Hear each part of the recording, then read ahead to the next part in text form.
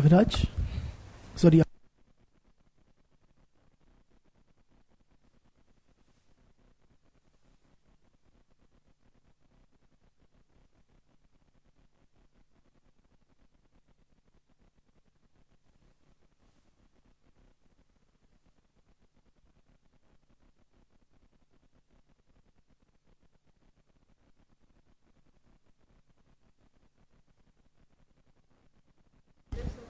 Hi, and please close your eyes for a bit.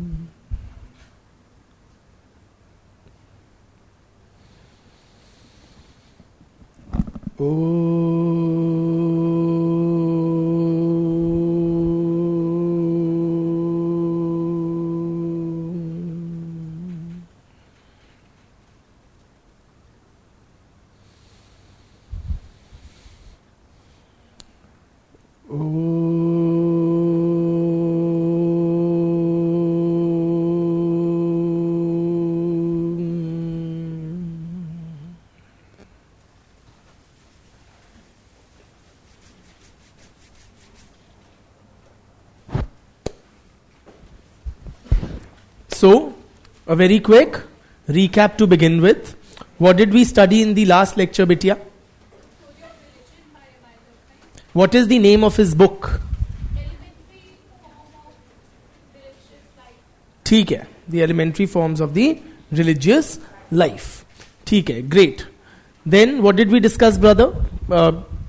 How does he define religion?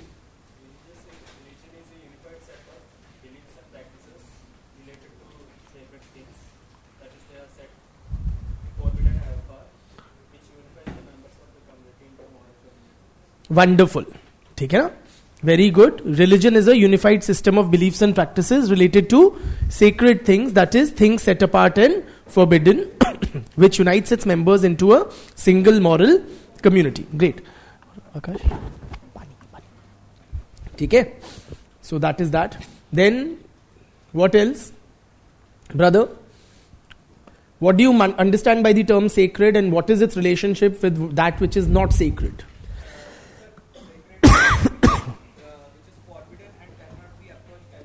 Profane, according to Durkheim, is anything which is not sacred. Wonderful. And what is, brother, what is the nature of the relationship between sacred and profane? Yes, yes.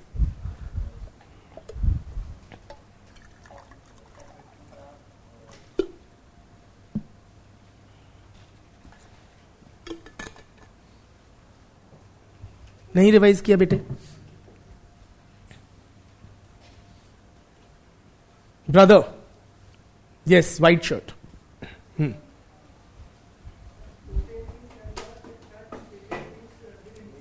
Sorry?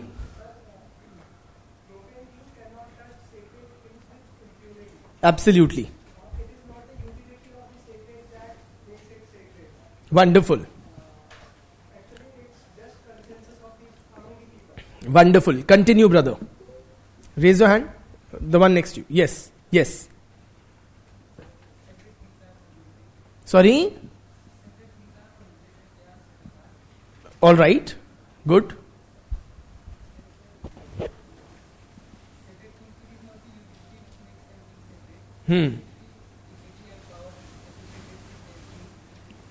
Wonderful. Wonderful. Or what else? At the back. Please look up. Yes. Tell me more. What are the functions of religion according to Durkheim? What are the functions of religion, beta? It unites. Absolutely. Very good. What else, Bitya? Yes?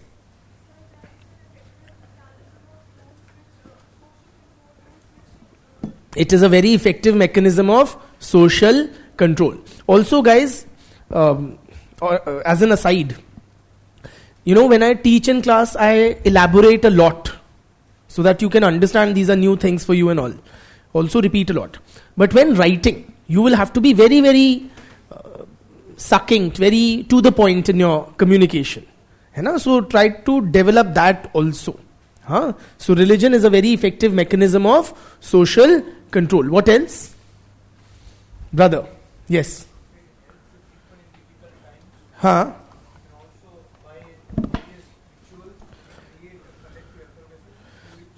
It helps to tide over difficult times, particularly to deal with the fact of death. Very good. What else? Religion and society, the relationship of man with religion. Yes. Like religion with God and society can be same. 1 second. इसको restart कर दो. A lot of things sometimes work like that. नहीं? Give me a second. Try that.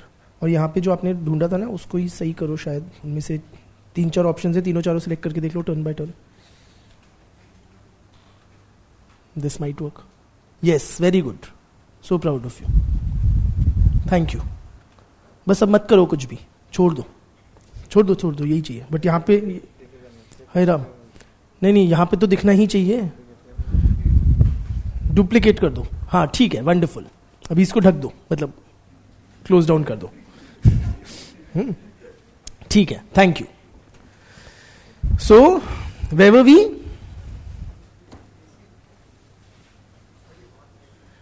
Can you please switch on the air conditioning? So where were we? Man and God. Man and society is exactly the same. Which is the relationship of? Dependence of man on society or God. Wonderful. फिर और क्या पढ़ा हमने? What are the other bit here?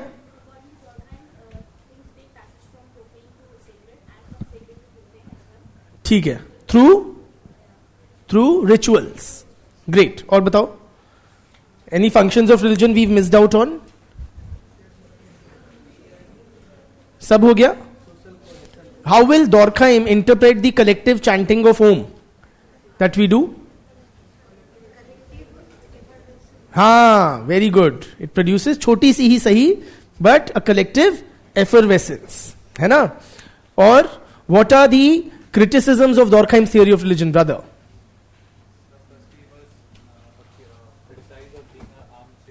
Armchair sociologist. Bitya.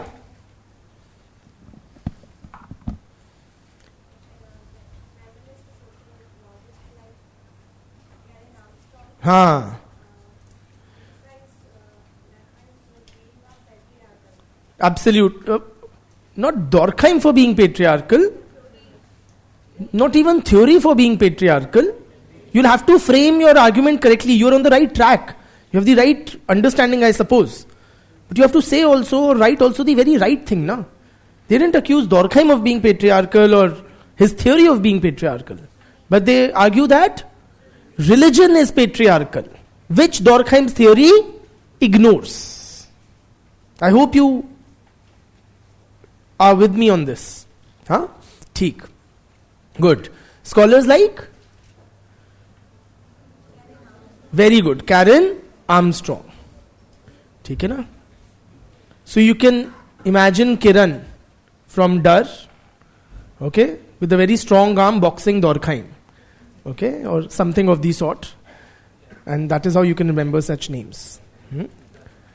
But don't write Kiran Armstrong. It's Karen Armstrong. ठीक है. Good. और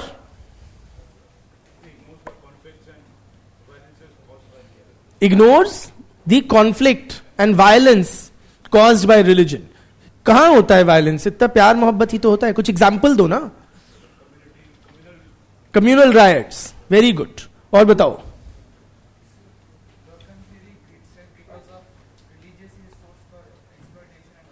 Religion is a source of exploitation and oppression. Any example? Like?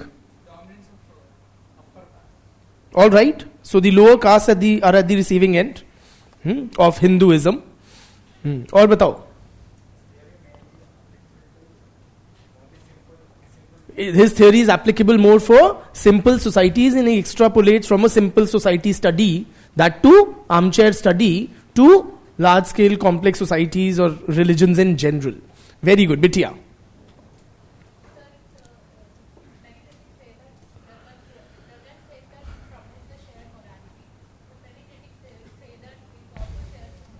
It also promotes immorality. Wonderful. Aur batao, Bitya. Yes?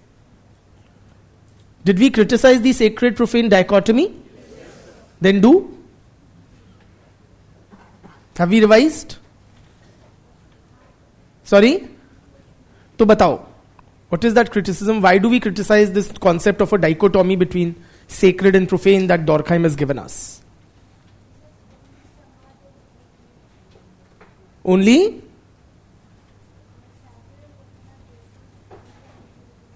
No, Durkheim does not say that, sorry. She's saying, Durkheim says that sacred and profane are based on utility. But I'm sorry, that is not what Durkheim says, beta. He in fact categorically states it's not based on utility. What is the brother? Yes.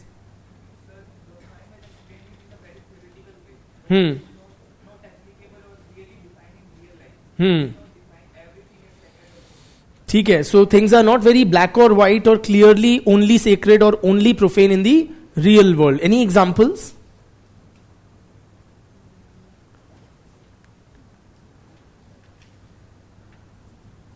Brother, any example? Yes? He's so assured, you know. मैं तो absent था. आगे बढ़ो. तो brother? हाँ. So, say textbooks in Indian culture are considered with a degree of sacredness. Great. Or koi criticism? He was also criticized on the grounds that, critics pointed out that the Arunta society was united at the level of the tribe. Arunta society was united at the level of the tribe.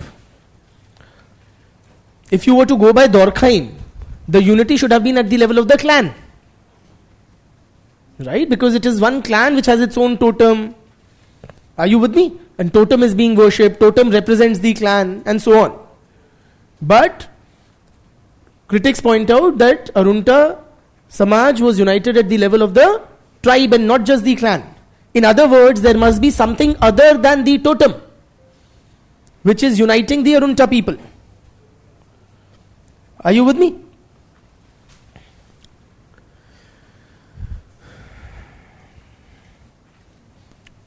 Okay, now let us take up some doubts.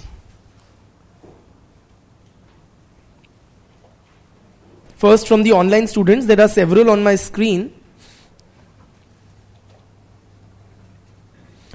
Okay, one question is, can we say that the philosophy of electoral democracy is similar to functionalist theory, as both believe in giving precedence to majority views or value consensus, ignoring the views of an individual? The short answer to that is no. That would not be a correct comparison to draw. Have you heard the question? I repeat the question for those who don't catch it. Good evening. Can we say that philosophy of electoral democracy is similar to functional theory, because both believe in giving precedence to majority view or value consensus, ignoring the view of an individual? That is a very incorrect understanding of democracy. Because democracy is premised upon empowering and giving lot of importance to the individual. Okay? Whether it is fundamental rights or one man, one vote principle, lot of it. It is all about the individual. So it's not a good comparison.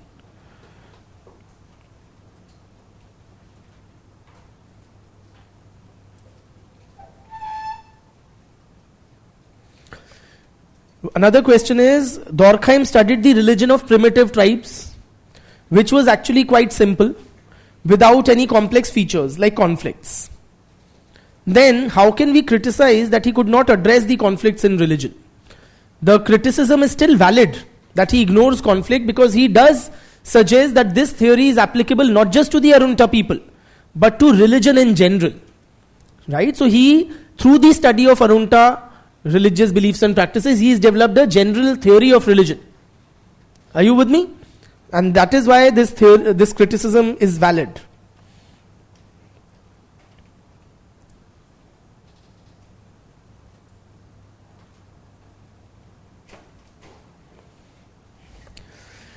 This theory is conservative or regressive. Can we criticize it like this? This theory is functionalist, so it does tend to gloss over the negative aspects of religions, and it tends to somewhat celebrate religion or highlight the positives of religion.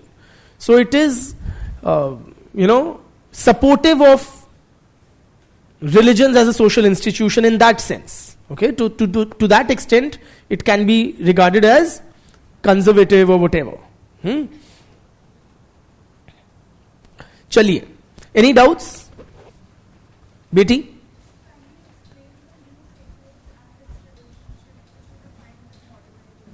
Okay, what are new sacreds and modernization? As a society becomes modern, okay, the conventional understanding is that religion declines. With modernization, there is a decline in the importance of religion in society. Science replaces religion as a knowledge system. Are you with me? Religion is disengaged or separated from the state with the emergence of the concept of secularism. In general, religion sees a real perceptible decline. That's the general understanding. Okay? But Durkheim has a different view of this process. He says, as a society modernizes, religion does not vanish or decline. Instead, what is religion? According to Durkheim, it is beliefs and practices related to sacred things.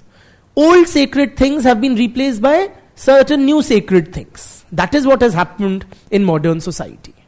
If earlier the Bhagavad Gita was sacred, today the Constitution is the new sacred. If earlier the Bhagavad Dhwaj or the crescent was sacred, now the tricolor is sacred. Are you with me? But religion continues to exist in modern society as nation worship or civic religion, and it continues to perform many of the same functions as it did earlier. It continues to bind the people, it continues to be a source of shared morality, it still produces collective effervescence, and so on and so forth. Okay?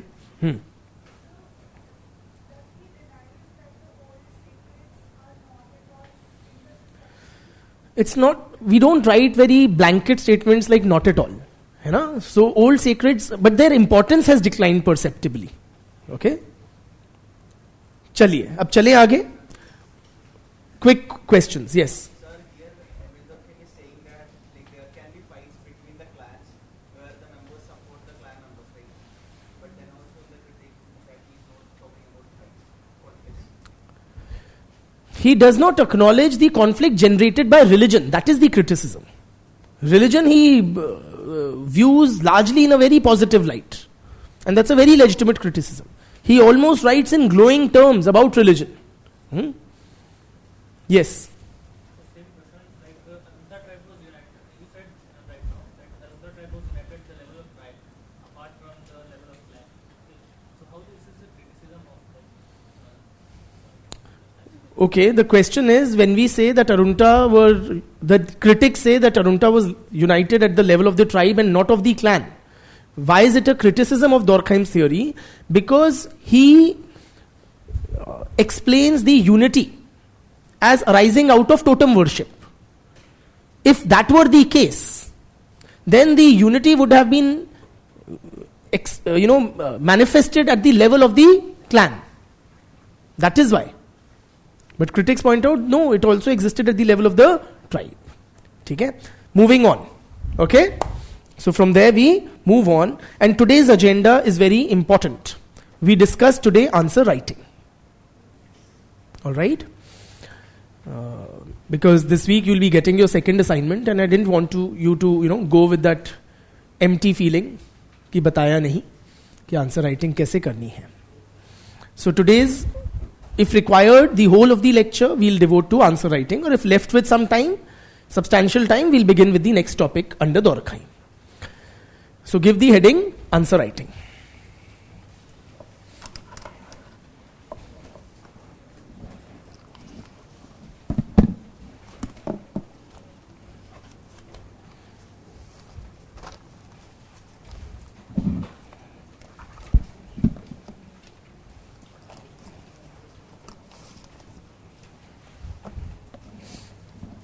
So friends, how do I get rid of this? No. Okay.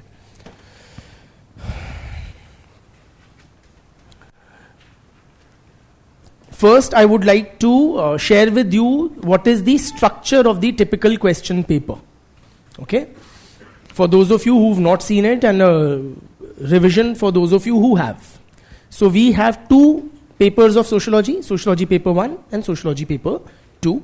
Each paper is of 250 marks, and you are assigned 3 hours to attempt each of the papers. Both papers are scheduled on the same day, and between the two papers there is a gap, okay, or a lunch break kind of a thing. Now this is your Sociology question paper from 2022. Okay. Now how do I move it? Okay. At the beginning of the question paper you have a set of instructions. Please read those instructions carefully. Okay. And make sure you are reading. Yeah. Can I zoom? And how? Okay. Yeah. This is a very difficult technology.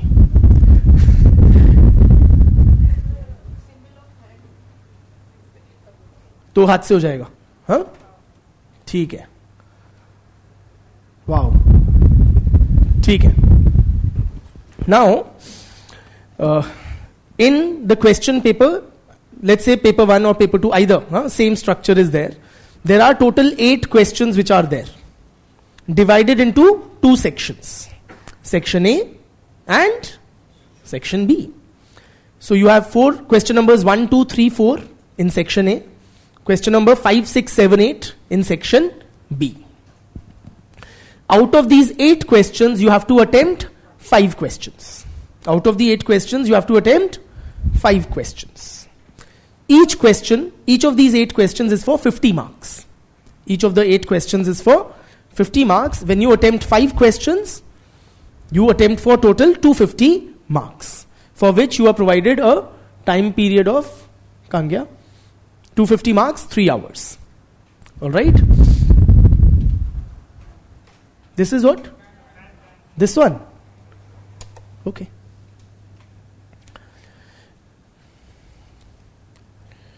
So I'm just, is it still visible? No. Okay.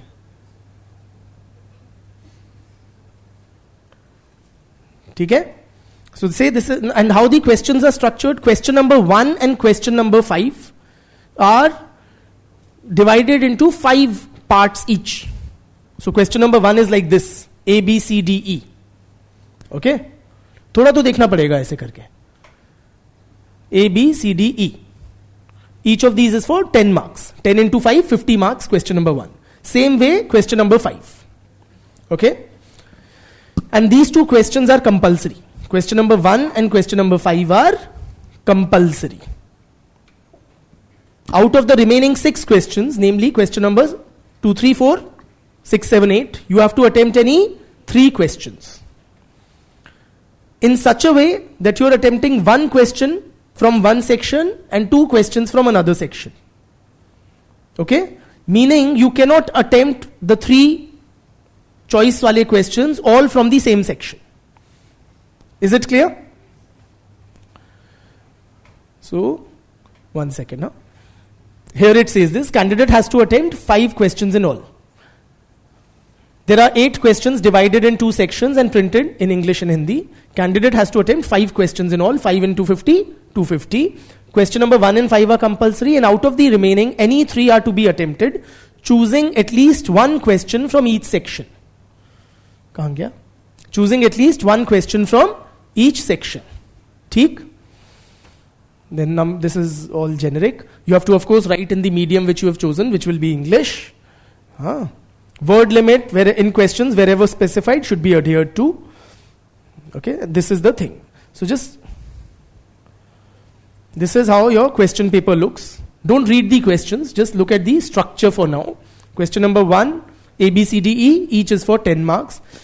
And the 5 is also like this. 2, 3, 4, 6, 7, 8, they are of 20 plus 20 plus 10 marks.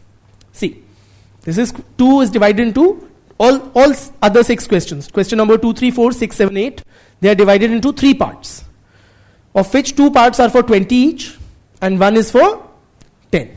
Clear? This is the structure of question numbers 2, 3, 4, 6, 7, 8.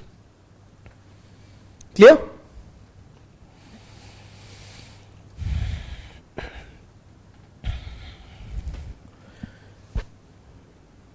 Simple? Now, how many questions you end up attempting? You attempt 5 10 markers for question 1, 5 10 markers from question 5, and then 3 10 markers from the remaining 3 questions that you select. Total 13, 1, 3, 10 marker questions you have to attempt. Okay? 13 questions of 10 marks each for 130 marks are 10 markers that you are attempting. Okay? Now, I'll quickly glance through this, but there's nothing to tell. Okay, I'm just showing you that third is also like this, ABC 20-20-10. Fourth is also like this, 20-20-10, ABC. Then is section B. Question number 5 is 10-10-10-10-10. 10-10-10, 10-10, 5 times. Okay. Question 6 is 20-20-10. 7 is 20-20-10. And 8 is also 20-20-10. ठीक है? इसका काम खत्म.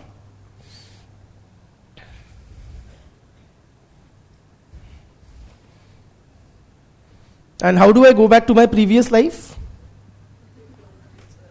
Like that note thing, it used to be here. Pata nahi bhaiya. 1 sec.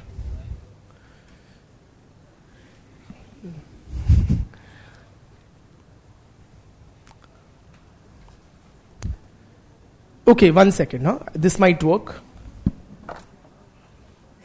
I think this will work. 1 second. Koi nahi. I'll seek help. Can you just call somebody from outside?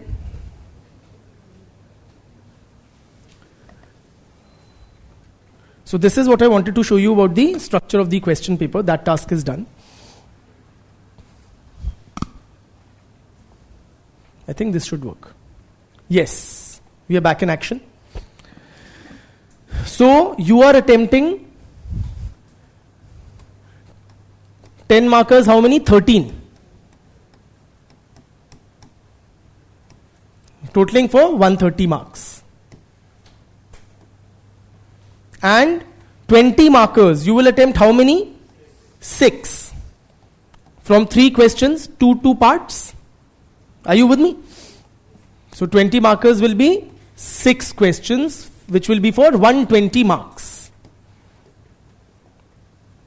So total you are attempting for 250 marks, or total 19 questions you are attempting in a span of 3 hours. हो गया. Thank you. ठीक है?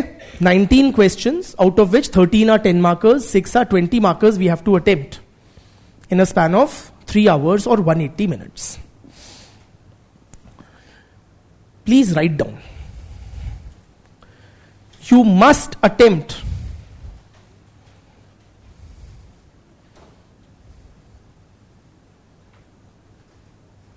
the full paper. Full paper meaning for 250 marks. 400 marks का नहीं करना. कहीं 8 into 50 सोचो 400 का करना है. But you have to attempt the full paper meaning full 5 questions for 250 marks you must attempt if you want to have any realistic chance of getting through. If you leave a substantial portion unattempted, that itself reduces your chances of clearing the exam substantially. Okay? And for that, something very important will be, two things will be very important. See, you have to do 19 questions in 250 minutes.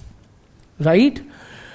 How much time, many of you would have written the first assignment, how much time did it take you per question? For a 10 marker question, how much time did it take you to attempt it? How many of you took, say, more than 15 minutes to write a 10 marker? Please raise your hands. ठीक है, a good number. How many of you took more than 20 minutes to write a 10 marker from out of these, I suppose?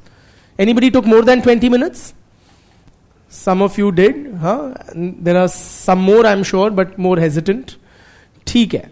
How many of you took more than 10 minutes? 10 to 15. Say 10 to 15 minutes. How many of you took less than 10 minutes to write a 10 marker per question? Less than 10 minutes? Almost only a handful. ठीक है. Now, how much time do we have in the examination? Simply, you have to attempt for 250 marks in 180 minutes or 3 hours. So, for 10 marks, you get how much? If you do a straightaway division, 180 by 25, which is equal to 7.2 minutes. You get by this straight calculation. Okay? Effectively, you have to write a 10 marker in about 7 to 8 minutes. So you need two things in the exam, very importantly. One is speed. The need for speed.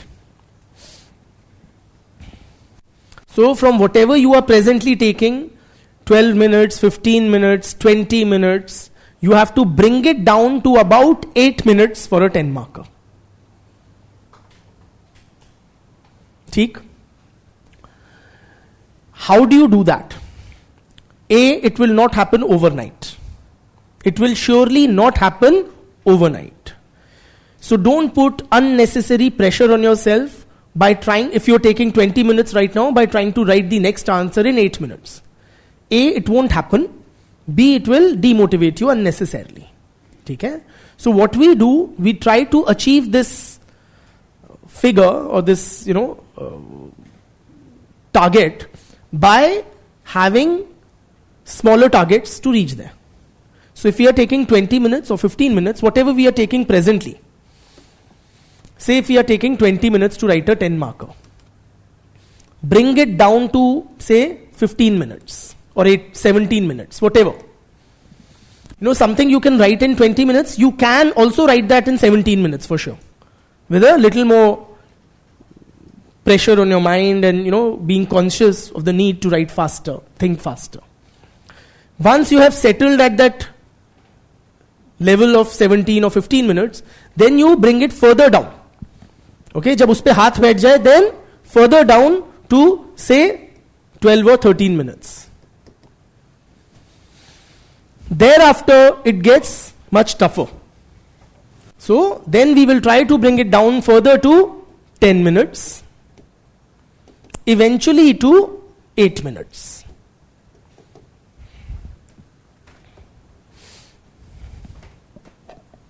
Some students have taken around 30 minutes as well. Some of these students are commenting.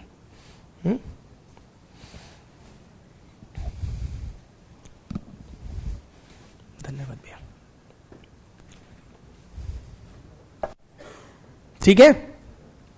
So have the gradual incremental approach to, but be very conscious of the need to develop speed. If you are casual about it, if you are unconcerned about it, then you will not reduce the speed, but you will not increase the speed or reduce the time taken, which you definitely, very definitely need to. So be very mindful, be very conscious of the need to increase your writing and thinking speed. ठीक?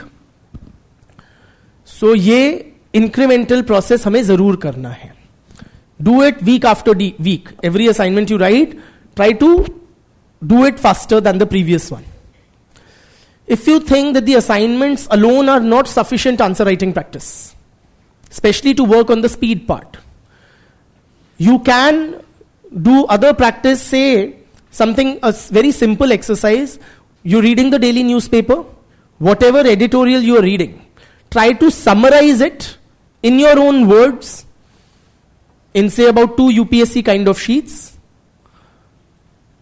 Okay? In the whatever target time frame you have for the week. ठीक है? तो daily आप editorial को लिखो summarise करके अपने शब्दों में. That will also help you develop written expression and also work on the speed. ठीक है? So one is to work on the speed aspect. Second is time management during the paper, during the exam, time management, or during your practice sessions also.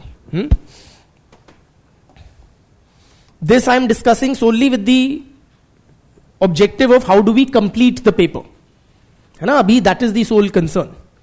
Time management. Now,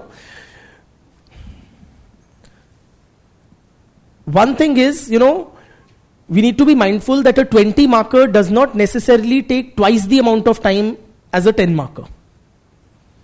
Okay? So instead of 7.2 marks for every 10 minutes for every 10 marks, what we can roughly have as a guide is कि for a 10 marker I will do it in about 8 minutes, and a 20 marker I'll target to do in about 12 odd minutes. So I'll do कितने 10 markers? 13 थे, right? This is how much? 13 8s are 80 and 24. 104 minutes I spent on the 10 markers, and about कितना हुआ? 12 markers 6 थे. Sorry, 20 markers 6 थे. 12 into 6 is 72. How much is the total? 176 minutes. You have 180 minutes. Say 4 odd minutes for the miscellaneous stuff, writing your roll number, etc., glancing through the question paper, selecting the questions and all of that. So, all of that, है ना? ये सारी miscellaneous activities के लिए. So, about हम इस तरह से इसको देख सकते हैं. ठीक है? Secondly, it is also difficult in the examination hall to time yourself for every question. So what do? You have a 3-hour time frame. May I clean it? So you have a 3 hours time frame, which is 180 minutes, which is 6 slots of half an hour each. ठीक है? Each half an hour, you should target that you are writing in 30 minutes, you are writing or attempting paper worth 40 marks. If in each half an hour we are attempting paper worth 40 marks, then in 6 half hours we will attempt how much? 6 into 40 or 240 marks. In the last half an hour we can always catch up and attempt an extra 10 marks. Clear? So plus, so it will be, basically it will be 5 into 40 and 6th hour 50 marks. Right? So we don't leave the 10 marker, plus another 10 marks in the last half an hour. We attempt the full paper for 250 marks.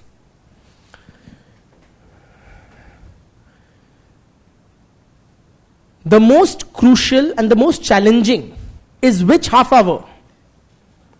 The first half an hour. So you should be very conscious of trying to write 40 marks worth in the first half an hour. If you are able to do that, rest of your time management during the paper will be much smoother. Much smoother. Otherwise, you will always end up racing against time, catching up.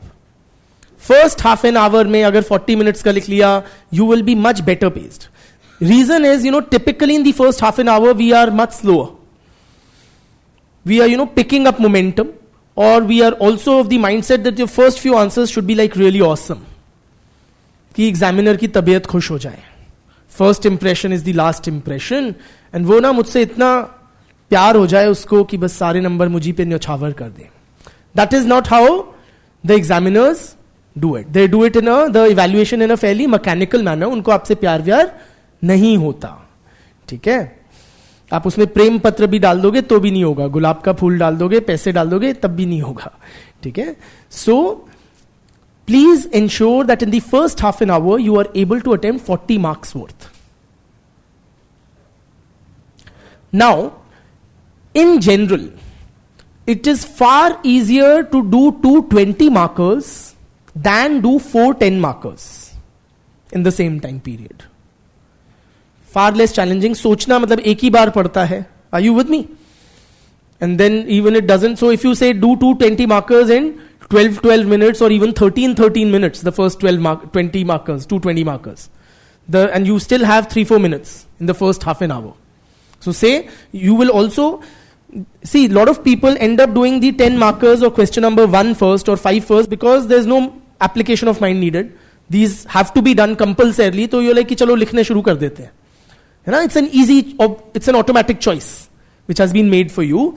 But if you can devote the first few minutes to selection of the choice wale questions, which 20 markers you will attempt, then you can attempt 2 20 marker questions, and that will help you to a very good extent in completion of the paper, okay, or in time management. ठीक? Am I going too fast with the whole thing, or we like together on this? Are you able to, or no?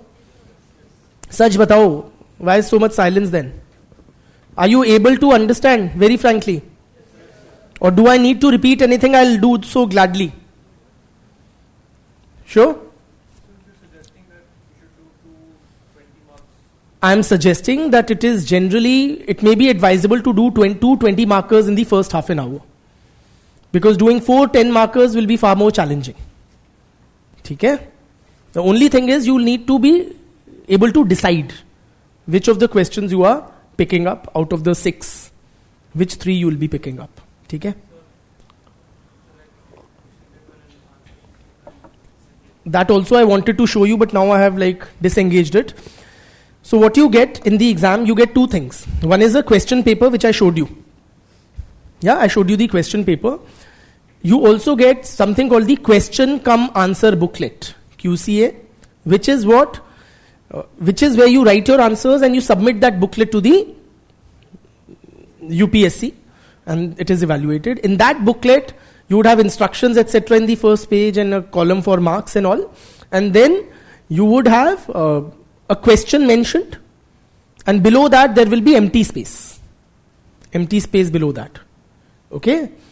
For a 10 marker, you get 2 blank pages. And there are margins on both sides. Should I try connect adventurously? Let me try if it works. Otherwise, I'll just have eaten up a bit of your time.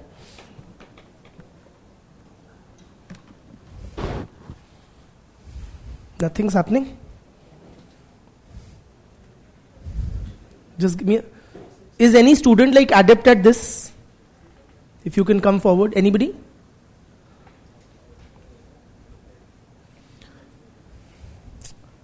बहुत time लग जाएगा ज़्यादा करेंगे तो.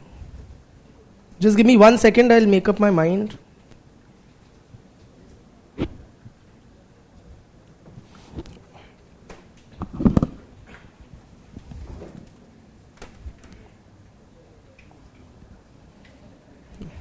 This? Not this. Where is the input? This? This? This. Now?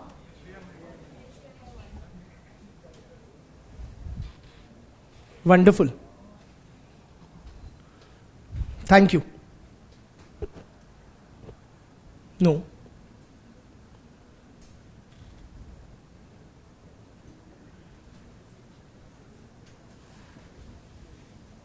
Yes. नहीं हो गया. Thank you. So this is a sample question cum answer booklet downloaded from the UPSC website. This is what you will be submitting, or you will be writing your answers in and submitting to UPSC. So there you have the instructions. Okay. You write your name of examination, medium, roll number, instructions, write your roll number, blah blah. Okay. Of course you should read them. No, don't take them casually, the way I am. And then you have the question paper specific instructions, same as that were mentioned in your question paper. 8 questions, out of which you have to do 5, etc. And this is how it looks like, where you write that section. Okay? Answer the following in about 150 words each, 1A, and then the blah blah blah. Okay? And there you have empty space. This is how it looks like. On both sides you have margins. And it is categorically mentioned, please, candidates must not write on this margin. So please follow the basic instructions that the UPSC gives you. है ना? So for a 10 marker, you get 2 pages, 2 blank sheets, or 2 sides of a page. For a 20 marker, you get either 3 pages or 4 pages. Either 3 pages for some 20 markers and 4 pages for other 20 markers. Okay? In the recent past, they have been giving 4 pages for the 20 markers in paper 1 and 3 in paper 2. But they have been known to change this also. Some years they may change it. In this particular specimen that they have displayed on their website, in the same question paper, some 20 markers have 4 pages and some 20 markers have 3 pages. In other words, UPSC has not committed itself in writing to any particular this thing. So be prepared to write in as many pages as you get. The pattern that we have seen till now is 10 markers have 2 pages, 20 markers have 3 or 4 pages. Okay? And the question paper that I had shown you, that you carry home with you. The question cum answer booklet you submit it to UPSC, to the invigilator. Okay? God, so tough. Now where do I go? Here.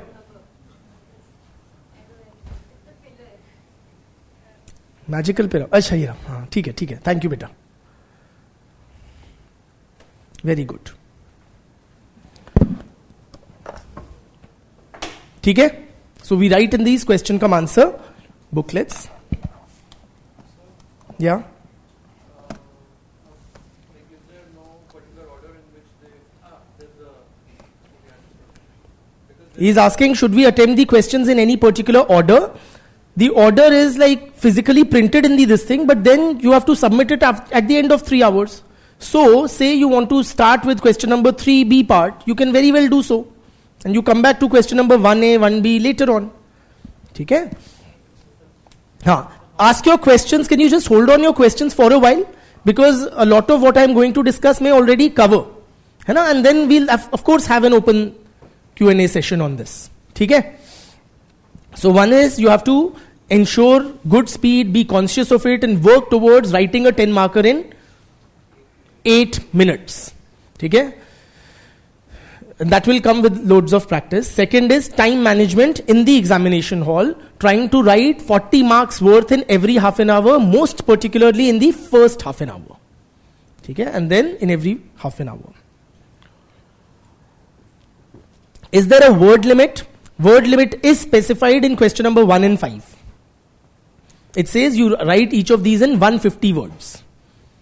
So 1A is for 150 words, 1B is for 150 words, and so on. So a 10 marker you have to attempt in about 150 words.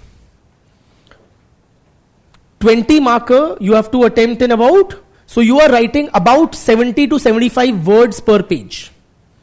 Okay, so a 20 marker you will fill about 210 to 250, 280 words. Okay, something like that. In the other questions, the word limit is not mentioned, but it is implicit. Because if you write too much in a particular question, then you will not be left with too much time for the next one. So, for practical purposes, consider that you have to write every 10 marker in about 150 words, or you have to write about 70 to 75 words per sheet. Okay, during your practice sessions, and please write in the QCA type sheets with margins on both sides for practice. And while or during your practice, you should have an idea how many words you write per sheet, UPSC type sheet. You don't sit and count your words in the examination hall. You do so now during practice. Some people have a natural handwriting that they write more, say 100 odd words in a sheet. Okay? So if you write 2 sheets, you end up writing 200 words if you use the 2 sheets fully. That will not be good in the sense you will be left with less time for certain questions. Okay? So what you will have to do if you're writing too compact and more words per sheet, you will have to slightly try to modify your writing style, write with space between words and between lines, so that you end up writing about 70 to 80 words per sheet, per page. Okay? So know that, have a clear idea how much you are writing as per your natural writing style, and if needs working upon, then work upon that. Any idea? Do you guys have an idea? Have you counted, done this exercise by any chance? Are you aware, like, what is your natural this thing? How much are you writing, like, in a page?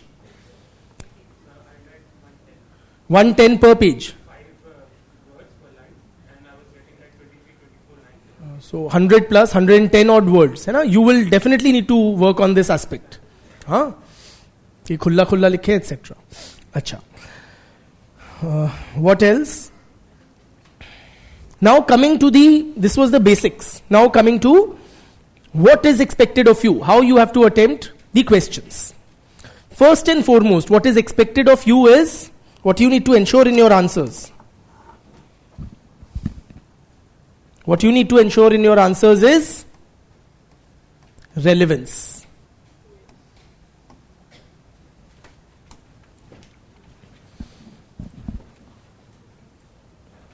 Whenever you are answering any question, your answers must be relevant to what has been asked.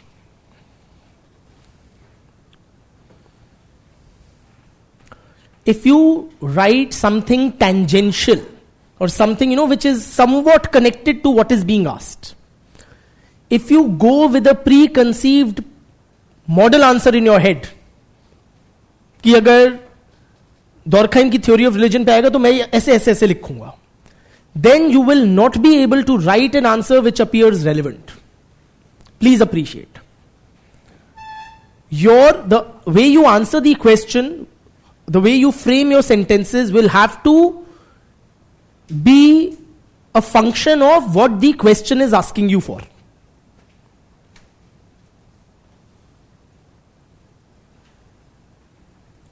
Are you with me? So, please frame your sentences in such a way that your answer, its language, appears to be answering or meeting the demand of the question.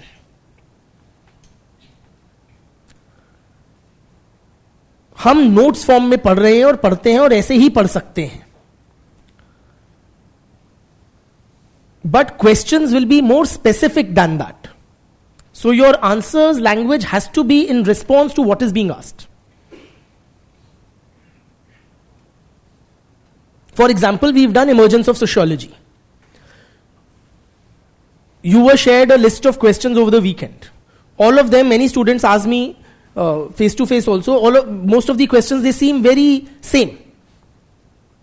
They are same to the extent that yes, we have to cull out content from the same limited knowledge bank that we have created on the topic and use it in that answer. But the demand of several of those questions was quite different. For example, a question say, how did the French and the Industrial Revolution contribute to the emergence of sociology? Is very different in its demand than a question which says, discuss the intellectual influences on early sociology. घूम फिर के सब उसी time period के और जो हमने बात की थी वही सब आएगा. बट किस पे हम एम्फोसिस देंगे, कैसे सेंटेंसेस को लिखेंगे, वो मैटर करेगा what the question is asking. ठीक है? So your answers must be relevant.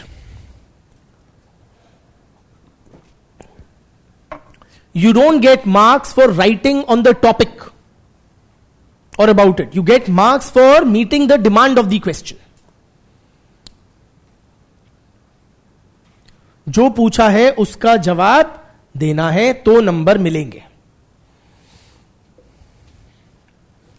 केवल उस विषय के बारे में लेख लिखने पे नंबर नहीं मिलेंगे. All right? Nextly,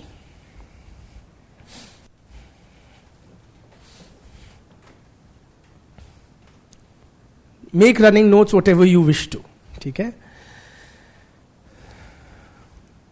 But the moot point is your answers must be relevant to the demand or as per the demand of the question. Nextly, friends, please write down. Choose your questions wisely. Choose the questions that you will be attempting wisely. सूझबूझ के साथ समझदारी से प्रश्नों का चयन करें. So, if in the exam you get in the choice wala questions, there is a question. There are two different types of questions. One of them is very standard, straightforward, shall I say boring. Most, in your assessment, most other students will end up attempting that. It's one of the most straightforward, direct topic se pucha hua question. Okay? And there is nothing, no way you can possibly distinguish your answer from other students in that particular question. Okay, so everybody is quite likely to have a same templated, straightforward answer to that question. Another question is, and you know it very well, like all other students, you also know the answer to that question very well. And then there is another question which is slightly tedha. Tedha in the sense, it may be application based. It may be, forcing you to think. You will find it somewhat challenging intellectually and academically to attempt that question. So you will find that more intellectually satisfying in that sense. In your assessment, you will also have fewer students attempting it because it's not a straightforward question. Right? Which of the two questions will you pick? The first type or the second type? First type or second type? How many of you will attempt the first type? Straightforward, boring, standardized, no, nothing to distinguish. How many of you will attempt the second type? It is my earnest suggestion, please attempt the first type and not the second type. In all sincerity and with due respect to your point of view, but it is my earnest suggestion, please attempt the first type of questions. Your whole approach to this examination or the sociology paper should not be to stand out in the crowd. It's not about, they're not looking for Shah Rukh Khans. They're looking for people who have, to the point, communication skills and a thorough understanding of the topic at hand. The objective of this examination is not to stand out, contrary to what a lot of people think. कि हटके नहीं लिखेंगे तो number कैसे आएंगे, number कैसे आएंगे. Number आएंगे if you are completing the paper on time, meeting the demand of the question. And in sociology, writing sociological content. Writing sociological content, not generic or GS type answers. So, you should not be going into this assessment that other students will also be attempting this question. Or not. Your point of view or your assessment while selecting questions has to be, which questions am I best prepared for? Even if it is straightforward and templated and others are likely to attempt. That is perfectly alright. You are far less likely to commit any mistake in a question of which you are already very well prepared. And that is what will fetch you marks. Okay? You don't fetch or get marks only, when your answers are very distinct from others. You get marks when your answer meets the demand of the question. So please choose your questions wisely and prefer those on which you are already very well prepared. The more direct, simple, and pre-prepared you are on a topic, the better it is as a question to be chosen in the exam. ठीक?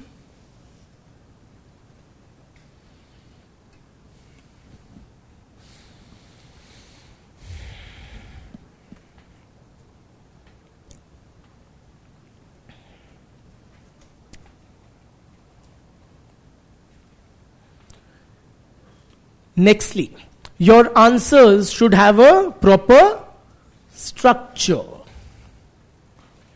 Proper structure.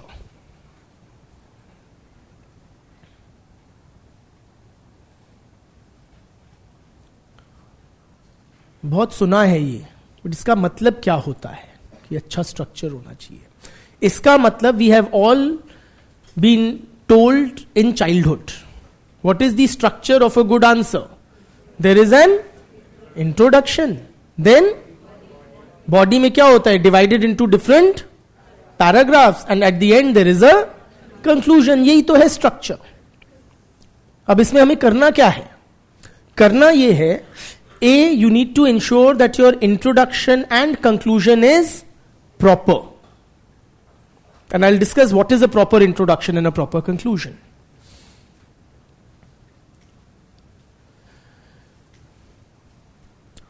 Also, preferably, the introduction and the conclusion should be big or small? Small.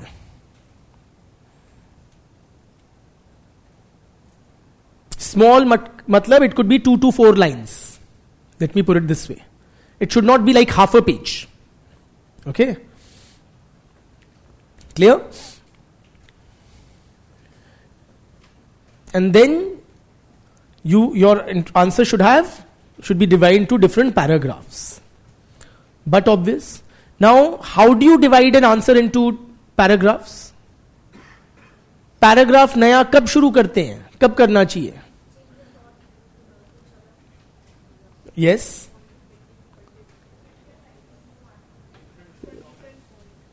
A different point. हाँ. देखो, a lot of us, including those who are suggesting these right things, a lot of us end up making a new paragraph when we think काफी बड़ा हो गया, कि अब हो गया, अब नया शुरू कर देते हैं, तो बस automatically हम एक लाइन छोड़ देते हैं and एक नया पैरा शुरू, which is not a very good way of breaking into a new paragraph. When you break into a new paragraph, each paragraph should have one or some related ideas, and then the next paragraph should talk about something else. Are you with me? So that there is a logical flow in your answer.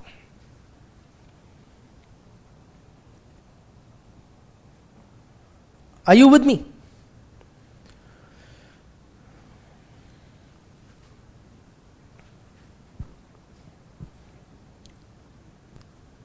So don't break paragraphs simply by seeing, how many lines you've written and then a mechanical break. Instead, one or some related ideas mentioned in one paragraph and then another paragraph which is talking about some other dimension.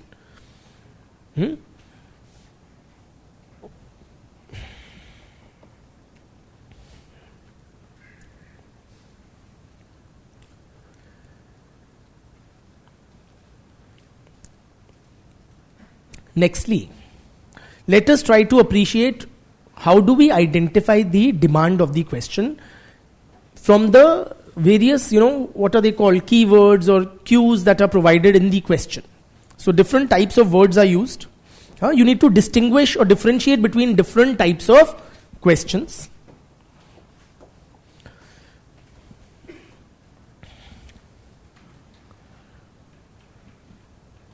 For example,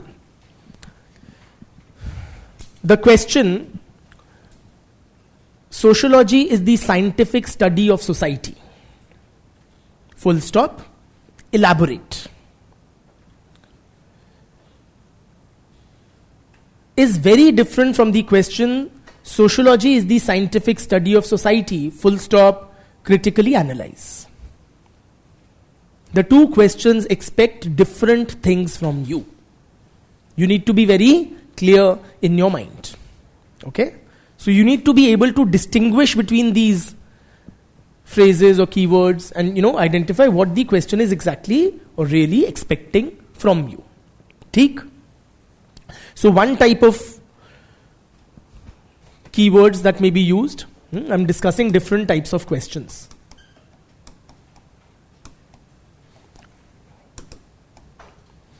One type of keywords which may be used are words like explain,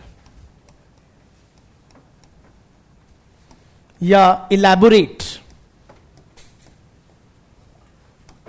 या elucidate,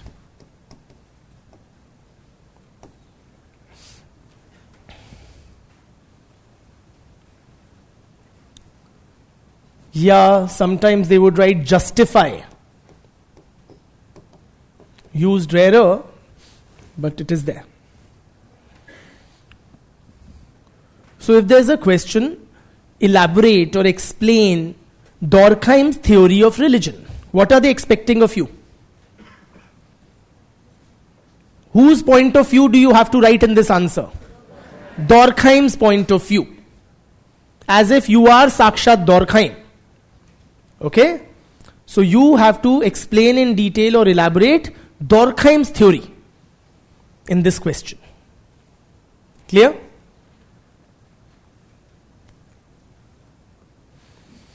Elucidate means to make lucid or to make clear. Right?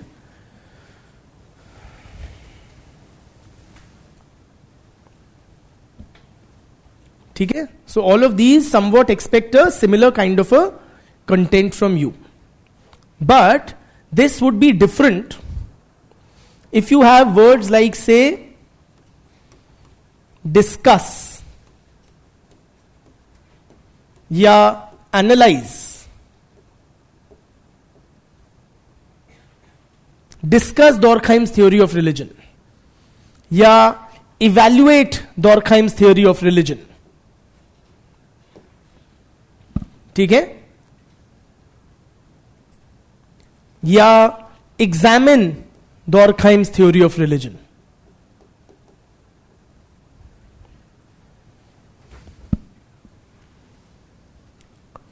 Here, what are you expected to write? Again, explain only Durkheim's viewpoint?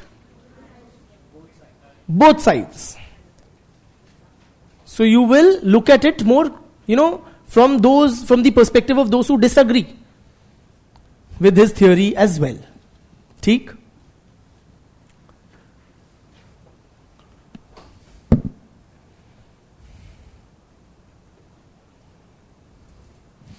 Online students, you are throwing a lot of questions at me regarding answer writing. Please hold them for now. I am not answering or taking any questions, whether online or offline, just right now. First, I'll say whatever I have to say, which will answer a lot of questions that you're asking. After which, I'll ask you to answer any questions which are still remaining. I said, when a question is, prefaced or ends with a word like discuss or analyze, evaluate, examine, then you have to bring both sides of the debate. So say, if it says analyze Durkheim's theory of religion, you have to write viewpoints supporting him or his viewpoint and those disagreeing with him. ठीक? If the question says, is it visible here? Critically examine या critically evaluate, critically analyze. Critically कई बार word लगा देते हैं. Critically evaluate, analyze, examine. Huh? Then, which perspective you have to write? Again both, not only criticisms. Again both sides, but perhaps a tad greater emphasis on the critical dimensions. समझ गए?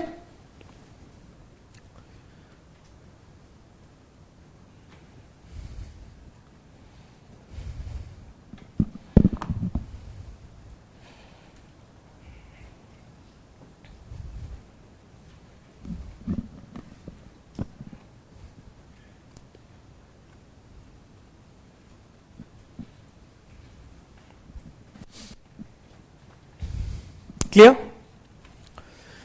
A question may be, or sometimes they use the word illustrate. Illustrate.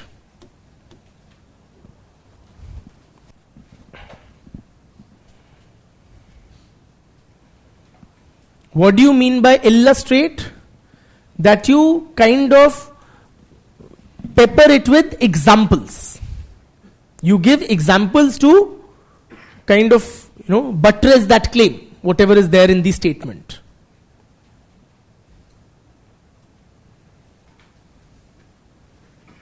Okay? So when the question says illustrate, you are expected to give a fair many examples.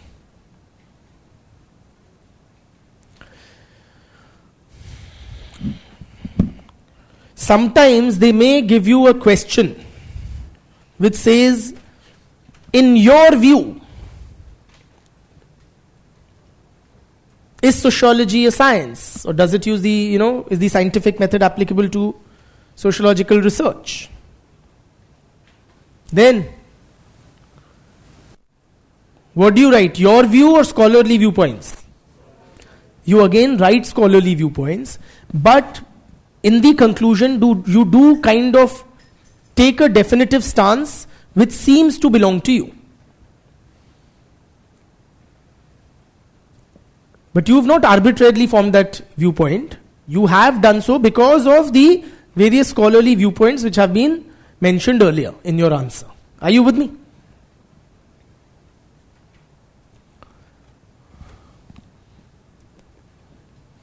So when it says in your view, you do own up to the position that you take. Take.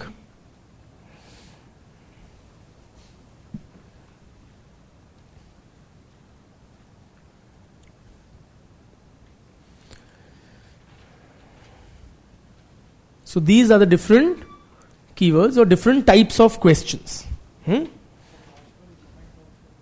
Sorry? Huh? Yes. Also, sometimes they may say compare.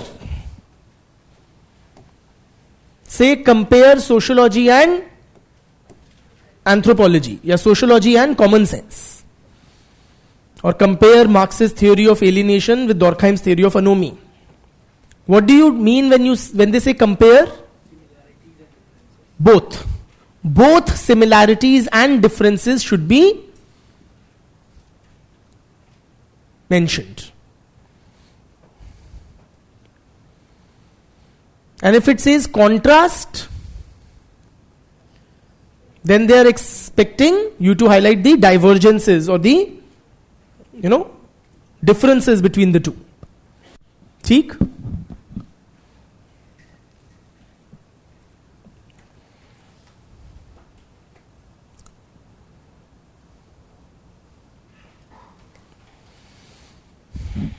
Justify would be something like in the first category, elaborate, etc. Right? And you also have to give supporting arguments when they say justify.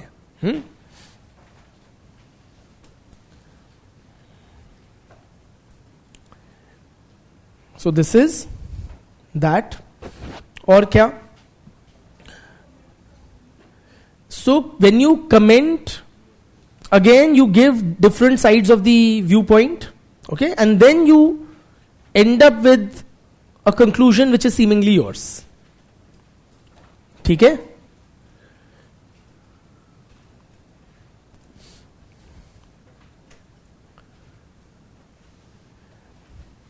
Just call somebody.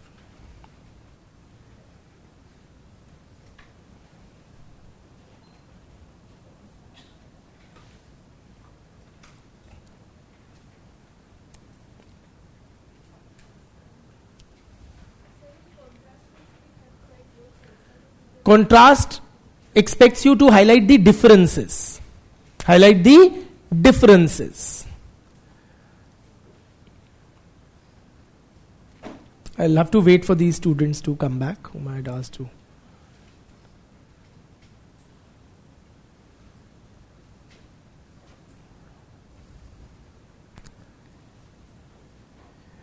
one of the students has gone out to look for you guys, so please call him also. Plus air conditioning देखिए थोड़ी कम हो रही है, हाँ? And please one of you should be here, है ना, at the reception. Thank you. So where were we? Acha, we had discussed the various keywords. ठीक है? Now, what should be our overall, tone and tenor of our answer?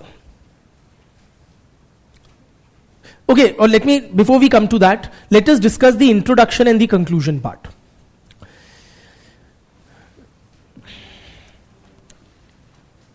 Please appreciate, these should be preferably brief, though it may not be possible in all questions, but preferably brief. Okay?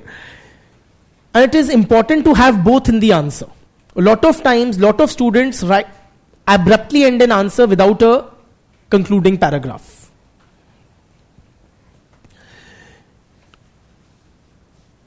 When you do that, for example, but one could imagine कि भैया any last para is the concluding para. So how can there be no conclusion in an answer? It can be, for example, if you're writing features of something, okay, whatever, analyze Weberian bureaucracy. You're writing the features of bureaucracy and you mention 1, 2, 3, 4, 5, 6, 7. Seventh point, and where you end the answer. In such an answer, there is no concluding paragraph. So it leaves a very incomplete sense of, while reading that kind of an answer in the examiner.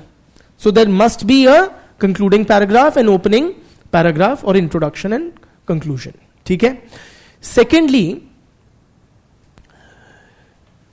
the two should not be repetitive. Oftentimes, students end up saying the same thing in a slightly different language in both the introduction and the conclusion.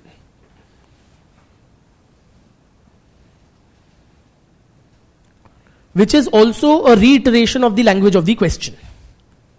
Or सोने पे गोबर, ठीक है? You should not be doing that. Do not simply restate what the question has stated in both the introduction and the conclusion.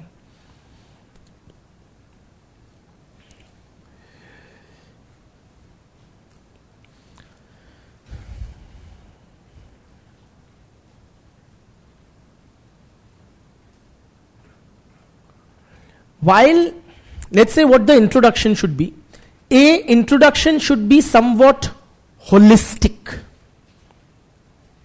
Holistic matlab covering all aspects of the question in a nutshell, in brief.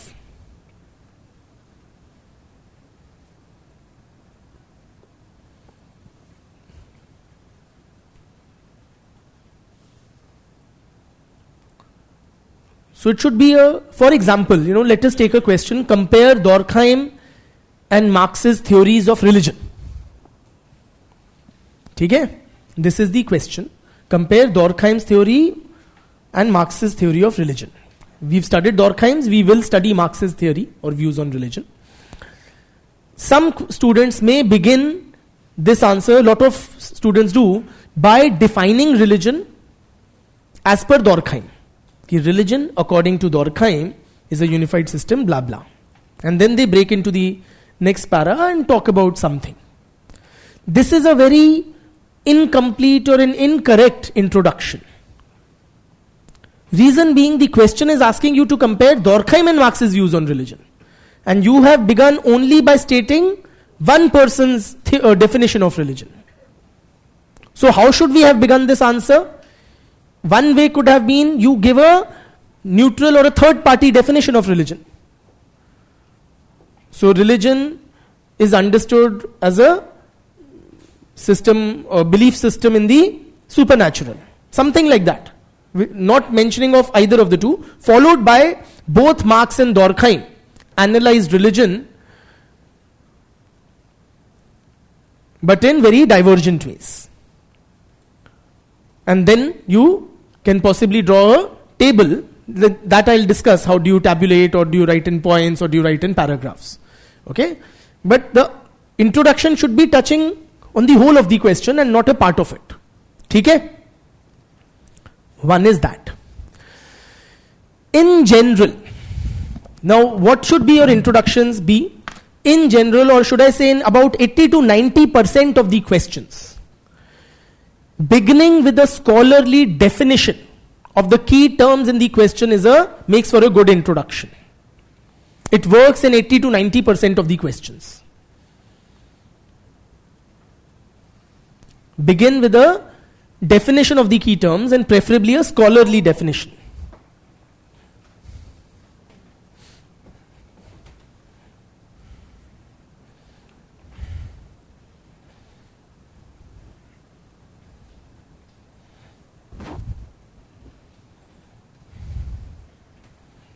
ठीक?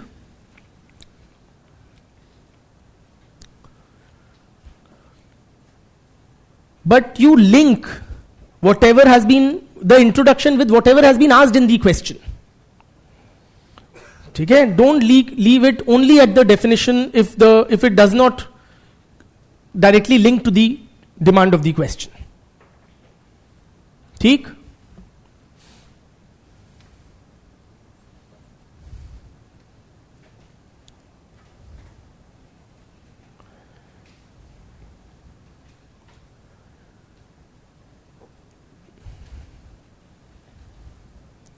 In the conclusion,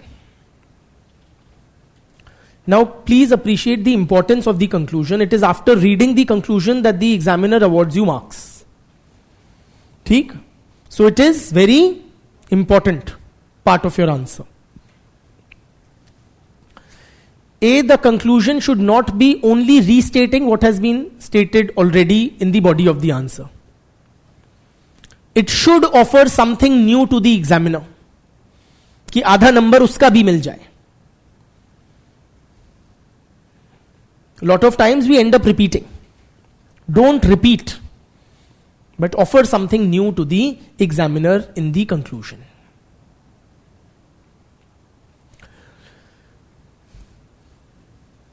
Conclusion can be of various types. क्या क्या प्रकार के conclusion हो सकते हैं? One type of conclusion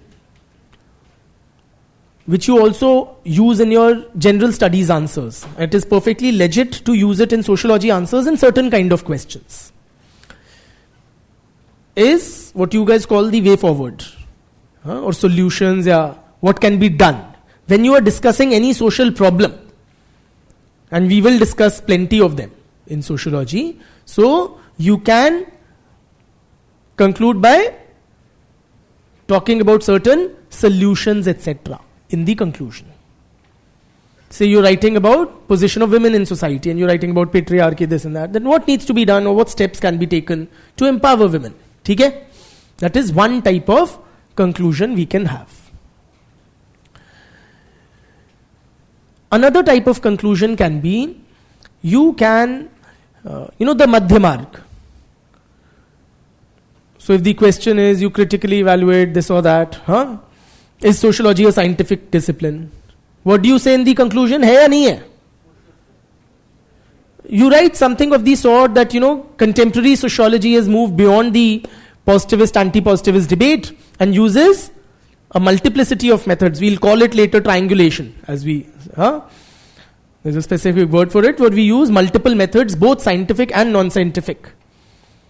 Okay? To investigate the social reality. Objectivity pe likh rahe ho, you've studied at length, different views on objectivity. What will you write in the conclusion?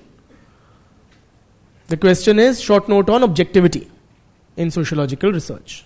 हो सकती है नहीं हो सकती? तो क्या लिखोगे? In the body of the answer, you write the various views that we've discussed. Say Weber for conclusion. Are you with me?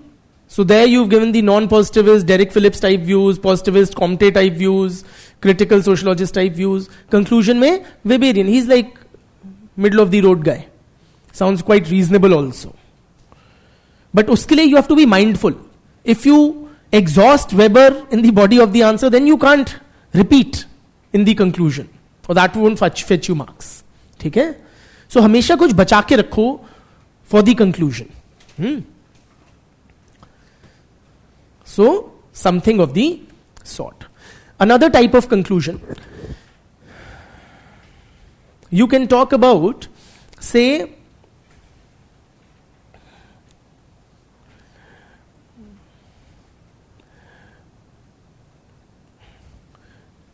the contemporary relevance of a theory. A lot of theories that we discuss, all the founding fathers, they wrote like 100, 200 and 500 years back.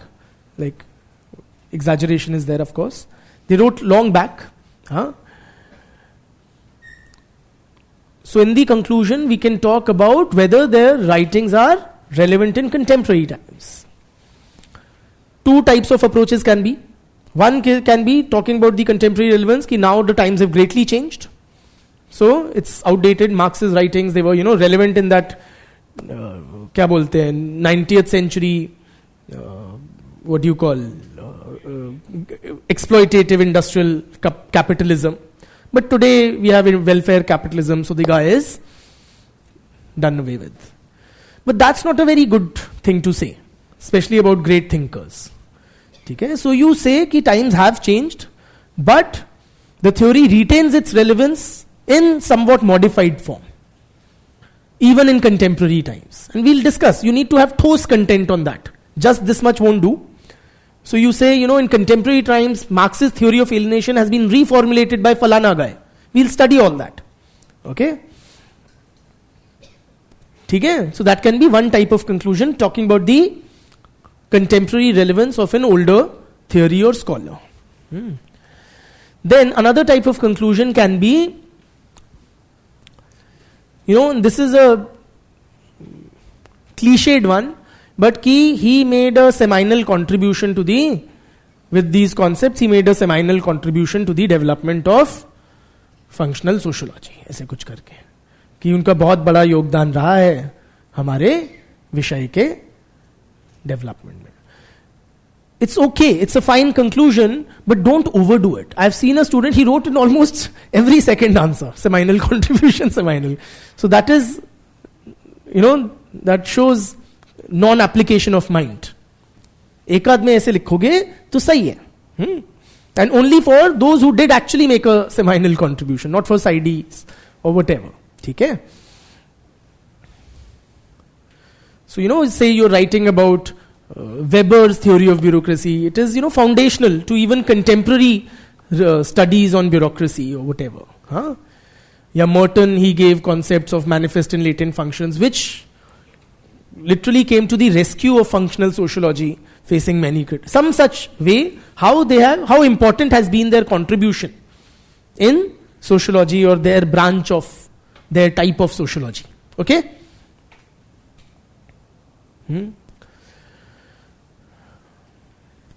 इस सब type के हम conclusions कर सकते हैं. In paper 2, okay, where you will be talking about Indian society, it's all about Indian society. In the conclusion, you can also talk about either a way forward or several government initiatives or measures which have been taken, whether, depending on the question, say tribal upliftment, women empowerment, and so on and so forth. ठीक है कि सरकार ने ये सारे कदम उठाए हैं, कुछ न्यू स्कीम्स मेंशन कर दी, जननी सुरक्षा वो भी पुरानी हो गई, whatever. So these are the different types of conclusions. What should be the overall tone and tenor of your answers?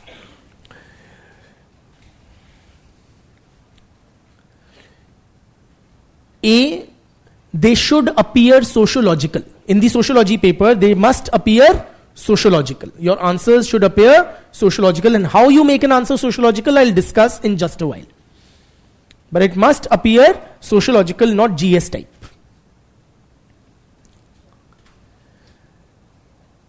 Secondly, any question that you come across, don't take it to mean what are your personal opinions or views on that issue. We all have well-framed views and we may think, मेरी तो अलग ही बात है. होगी अलग बात, बाद में दिखाएंगे ना. अभी एग्जाम क्लियर करते हैं. For that, please mention various scholarly perspectives. Okay? So if you're writing on patriarchy or caste exploitation or anything, secularism, don't write whatever are your personal views. Write scholarly arguments or perspectives.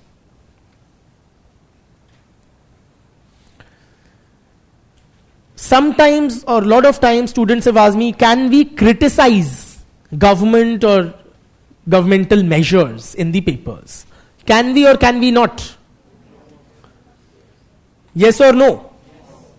We can. But not to the extent of denouncing the whole system. Please appreciate. We are after all applying for the Indian Administrative Service and not the Naxal Administrative Service. ठीक है? So, we can't say सारा system ही fraud है. Your tone and tenor should be that lot of governmental measures have been taken in this regard, whether it is women empowerment, tribal development, upliftment of lower caste, Muslims का भला, समाज के सारे शोषित वंचित वर्गों के भले के लिए सरकार ने खूब कदम उठाए हैं. But there are problems in implementation. There are gaps or lacunae. Yes or no? In perhaps the legal framework as well, etc. And don't then just stop at criticizing. You should have somewhat of a solutions-oriented approach. हम social activist नहीं बन रहे हैं, हम administrators बन रहे हैं. Social activist का काम होता है सिर्फ कमियां निकालना, नारेबाजी, झंडाबाजी, all of that, प्रदर्शन and all that. Lot of sociology, those who study sociology do get into social activism. But then that's not what we are here for.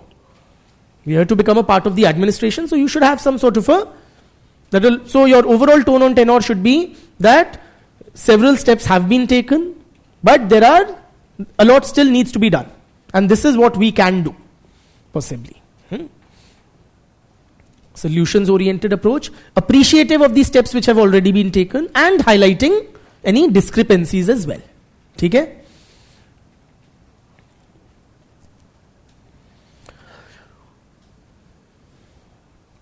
Overall, wherever your own views seem to be getting reflected, you should come across as a balanced and reasonable person who can look at various sides of the debate or the question at hand and then arrive at a reasonable, reasoned conclusion. Arbitrary नहीं होना चाहिए, extreme नहीं होना चाहिए, yeah?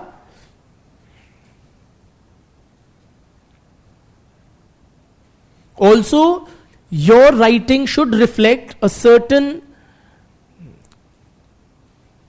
appreciation or sensitivity to the concerns of the marginalized sections of the society.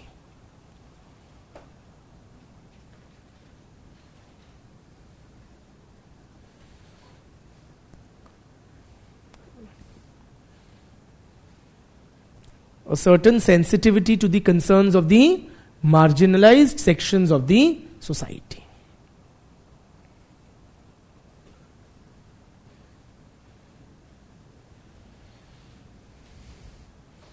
So some things are taken as a given. Unless the question itself demands, you don't question their existence. For example, if you get a question on patriarchy, assume it does exist, or that's should be a broad approach. You don't say कि ये तो feminist षड्यंत्र है आदमियों को दबाने का. These feminazis and their fake this thing, women filing false rape cases on men. Men are really the victims. So don't be a meninist while writing on patriarchy. Right?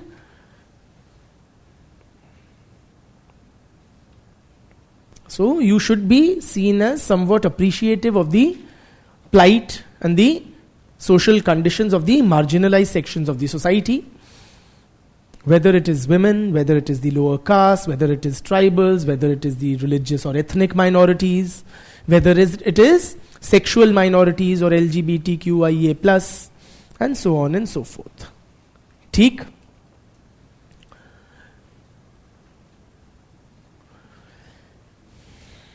Now coming to another important dimension. थक गए क्या?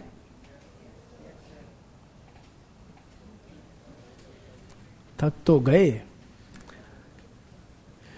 Late me bear with me, हम भी थक गए, क्या करें, पर जीवन है. So another dimension would be what, कि two things I need to discuss, important.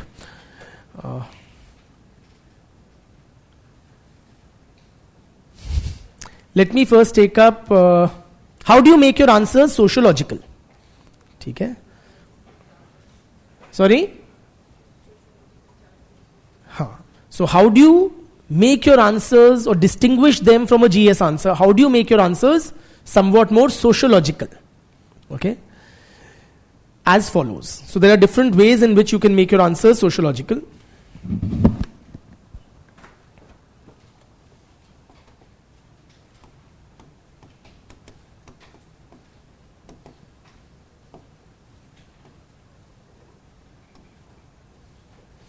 One is you quote sociological thinkers.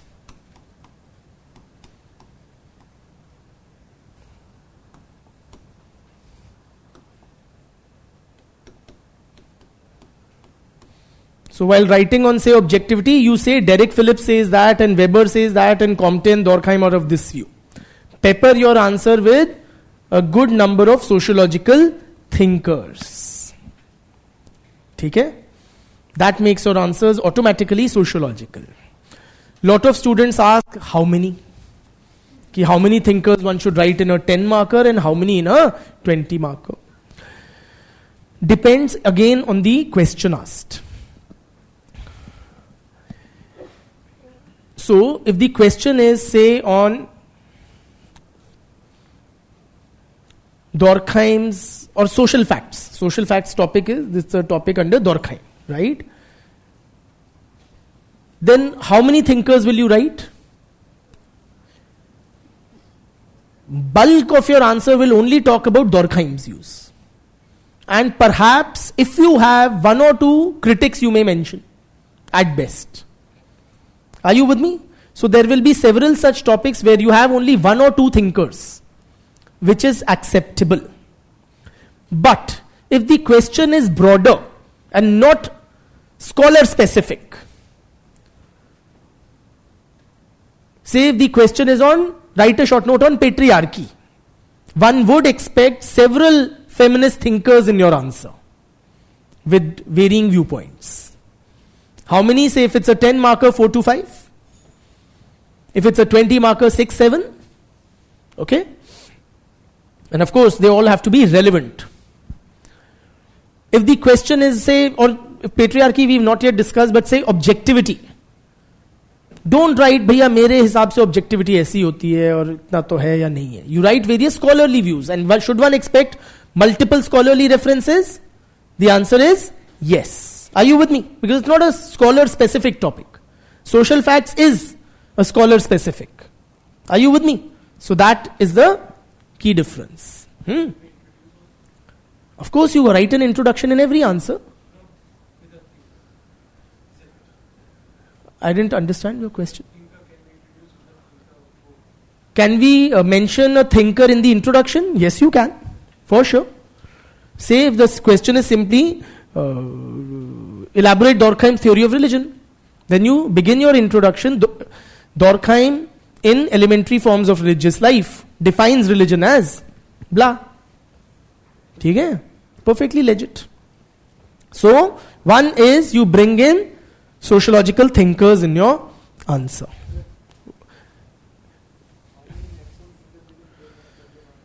How many maximum thinkers? See, even if it's a broader question, I mean 7, 8 would be more than ample. Would be more than sufficient. What is far more important than the number of thinkers is their relevance. Thinkers chepe hue nahi lagne chahiye. Lot of times because of this emphasis on incorporating thinkers, students actually make up thinkers. Don't do that. Or do so at your own peril. Okay? Or don't mention, those who are very tangentially related. Are you with me? Specifically on the topic at hand, you include those. So they should be very relevant to the question. Secondly, Now, there may be topics, there will be topics, no matter how exhaustively we prepare, where you do not have thinkers. Where you do not have thinkers. Okay? What do you do in that case? You can still try to bring in various sociological theories or perspectives.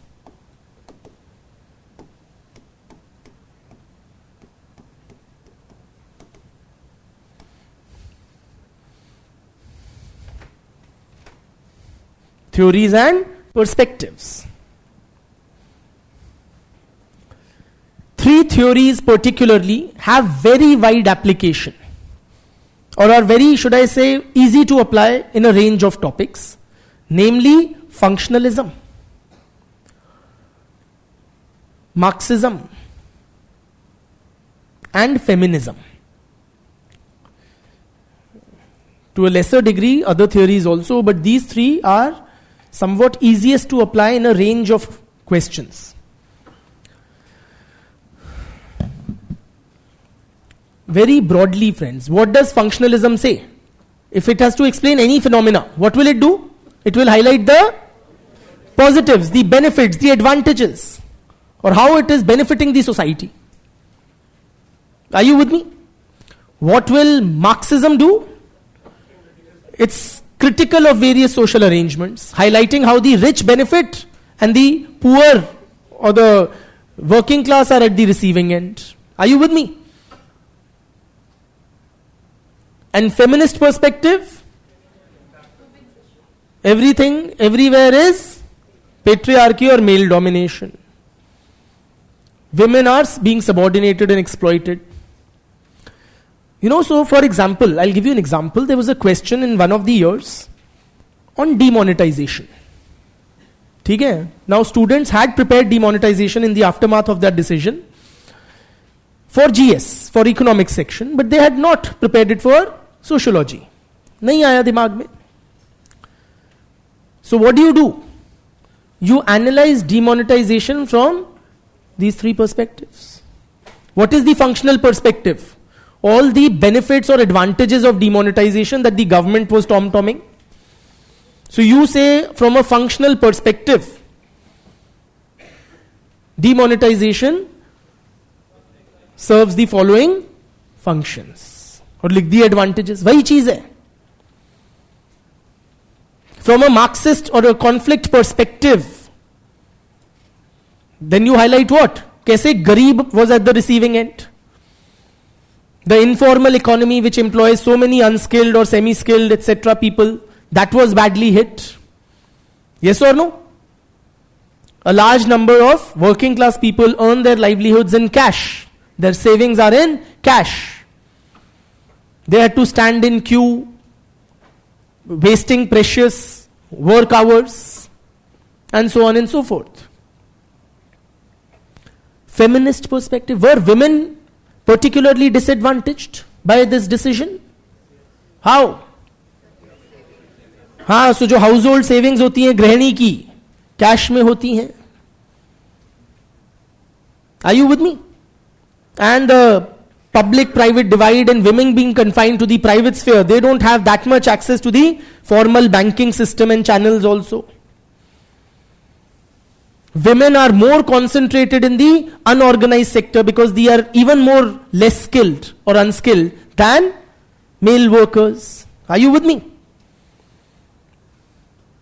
Women को बच्चे पति भी पालने होते हैं, उसके बावजूद so dual burden, अब एक और स्यापा that you have to get your money, this thing deposited, etc., etc. Women were fewer, a part of the formal banking system. कहाँ अकाउंट में पैसा जमा करेंगी जब हमारे अकाउंट ही नहीं है. So many things. ठीक है? So this kind of a framework can come handy. Another way to make your answers sociological. जग जाओ. Another way to make your answers sociological would be to look at whatever is being asked. How should you look at issues? In isolation or interconnected?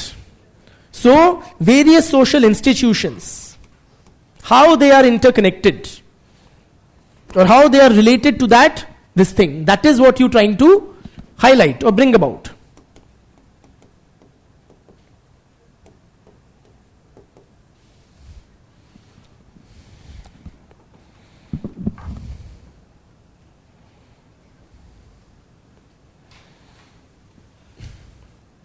And like when I mention sociological theories and perspectives, the three main ones I have told you, but there are others also which would have limited application, but again they can come in handy. For example, the Dalit perspective, while writing on the caste system.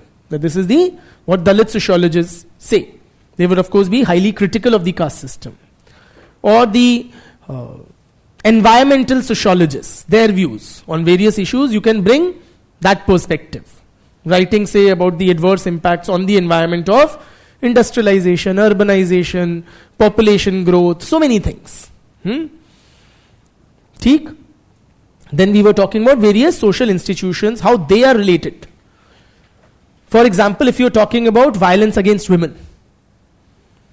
Now, is it related only to the institution of family? No. There are other dimensions to it as well. So, how law and administration, by condoning low conviction rates, how that contributes to violence against women. Are you with me? Is there a caste dimension to violence against women? Yes, oftentimes you will see that in caste conflicts, lower caste women are abused, etc., by upper caste or violated by upper caste men. Are you with me? There is a community dimension. Now, women are considered as, what do you call, the honor of the community is seen to be vested in women's sexuality. So, any violation of their honor is seen as a challenge or an affront to the honor of the whole community. Like what we saw in Manipur. Yeah? So it was a fight between communities, etc., and this is what it transformed into. Often happens.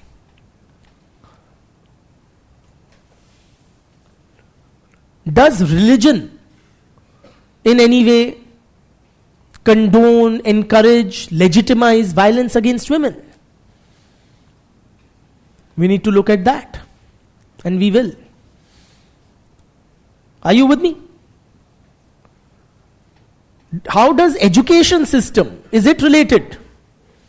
Yes, it is. Women who are less educated are more susceptible to violence.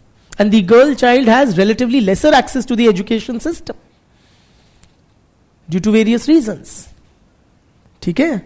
Does mass media condone or encourage violence against women? So you have a lot of sexist songs, movies. Yes or no? Men are portrayed as aggressive and dominating, and often even the heroes are shown to be violating women's bodily sanctity. Are you with me? So all these dimensions we have to bring in to make the answer sociological. Or you can look at the various social groups, how they are impacted. Say you're writing an answer on globalization. What would be the impact on women, on farmers, on tribals? Are you with me? On the capitalist class, on the industrial workers, on middle class households, different sections of the society. That would be another way. Different sections of the society.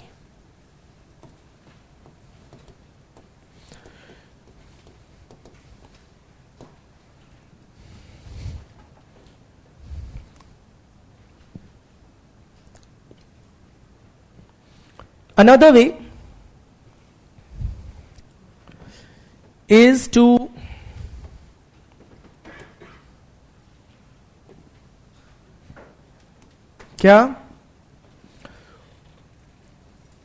use data and reports in your answer.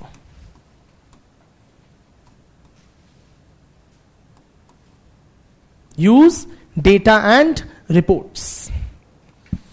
Please appreciate, friends, as already pointed out, we do fancy ourselves as a scientific discipline. And what makes us scientific?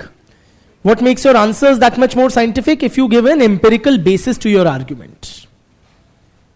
Okay? So we should be quoting studies, reports, data, etc. to make our point.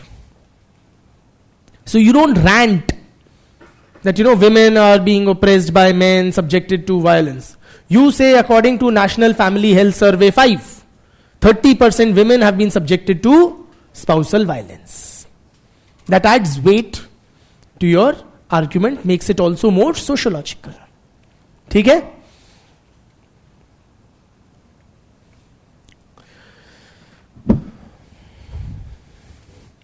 Also, what you do is, you use sociological jargon in your answers. Bhasha. Very important.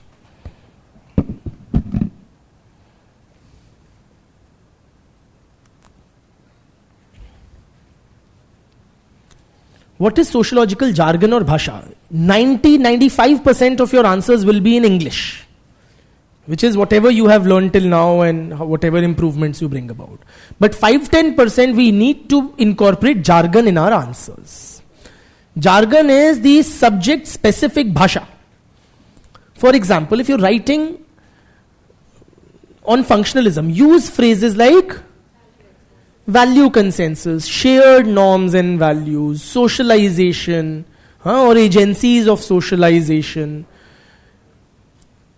consensus, harmony, all of that. English words, but of a functional kind. They will give your answers a functional flavor. Are you with me? Similarly, while writing answers on Marxism, you use Marxist bhasha.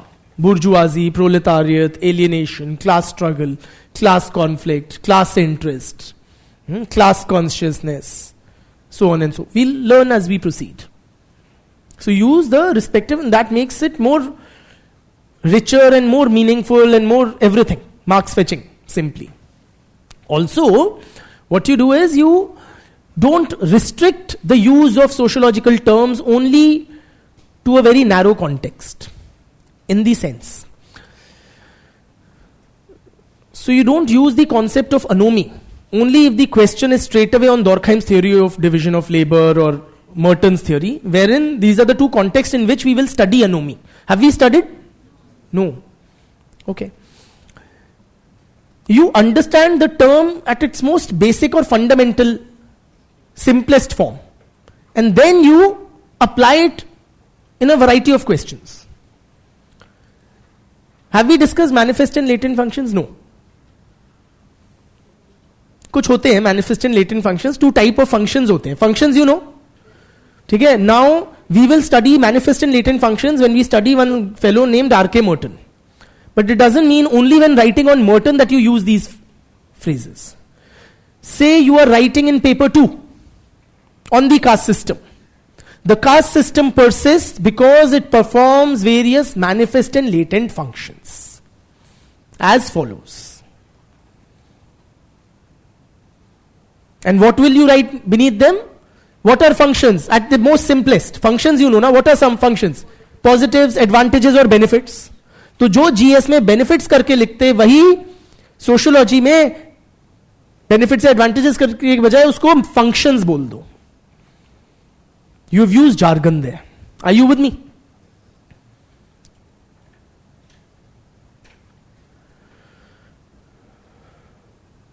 एक simple सा हम चीज पढ़ेंगे Parsons के under social system.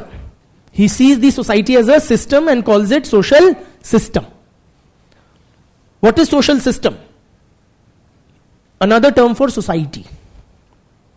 It's another term for society. So in a lot of places, instead of writing society, we can use the phrase social system.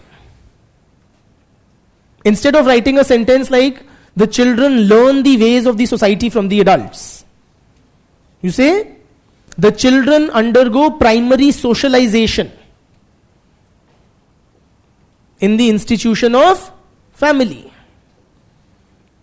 ठीक है, तो use the jargon, that will make your answer seem more sociological. ठीक, ज्यादा तो नहीं थक गए? निपटा ही दूं क्या without a break? How many of you want a break?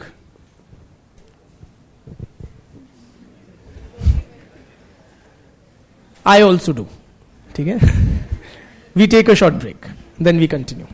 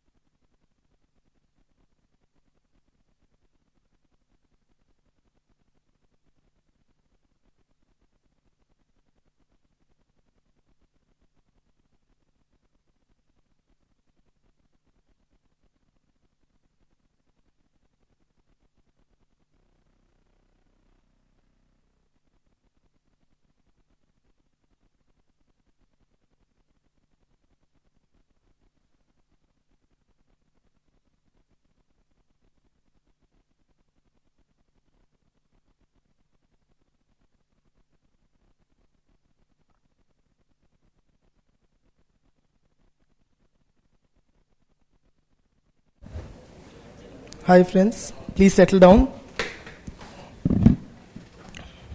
So this is how you make your answers sociological. Of course, you will not be able to use all of these techniques in every answer. In some, you will maybe able to apply one or two, and so you choose and decide accordingly.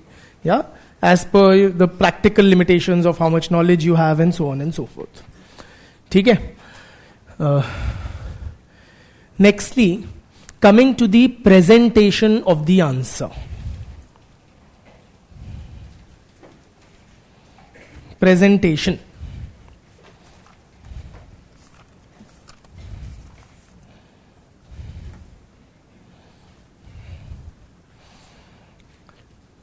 Good presentation, friends, is very important. Almost as important as good content. I'll not say really as important, but almost as important. And what makes for good presentation of content is it should be reader friendly, or it should be examiner friendly. You should, through your answers, facilitate me to award you marks. If you make my life tough, then I don't like you. Simple baat hai. The easier you make it for me to identify the relevant content in your answer and identify that all parts of the or all expectations of the question have been met, the happier I am. So how do you make your answer more presentable? By keeping the following things in mind. A, give appropriate headings or subheadings.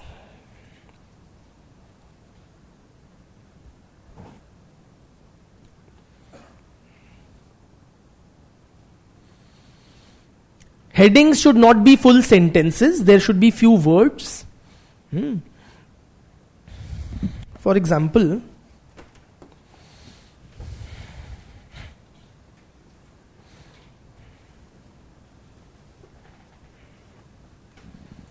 if a question comes ki identify or highlight the, main criticisms and contemporary relevance of Marx's theory of alienation. Hypothetical, I've just made it up. Okay? Then what do? You begin with an introduction explaining what is alienation, mentioning Marx in the introduction, followed by a bit of elaboration of the concept of alienation, and then giving a clear heading, relevance or relevance in contemporary times. Okay? How do you write it? Relevance, or you can write it in running hand also.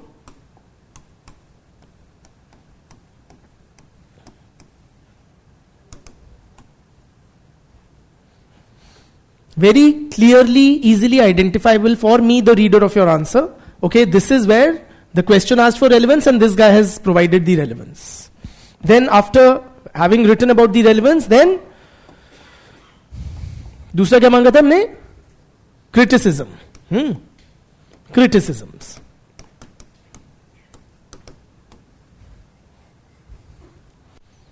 It tells the examiner that you have addressed all parts of the question and where you have addressed. Don't write a khichdi answer.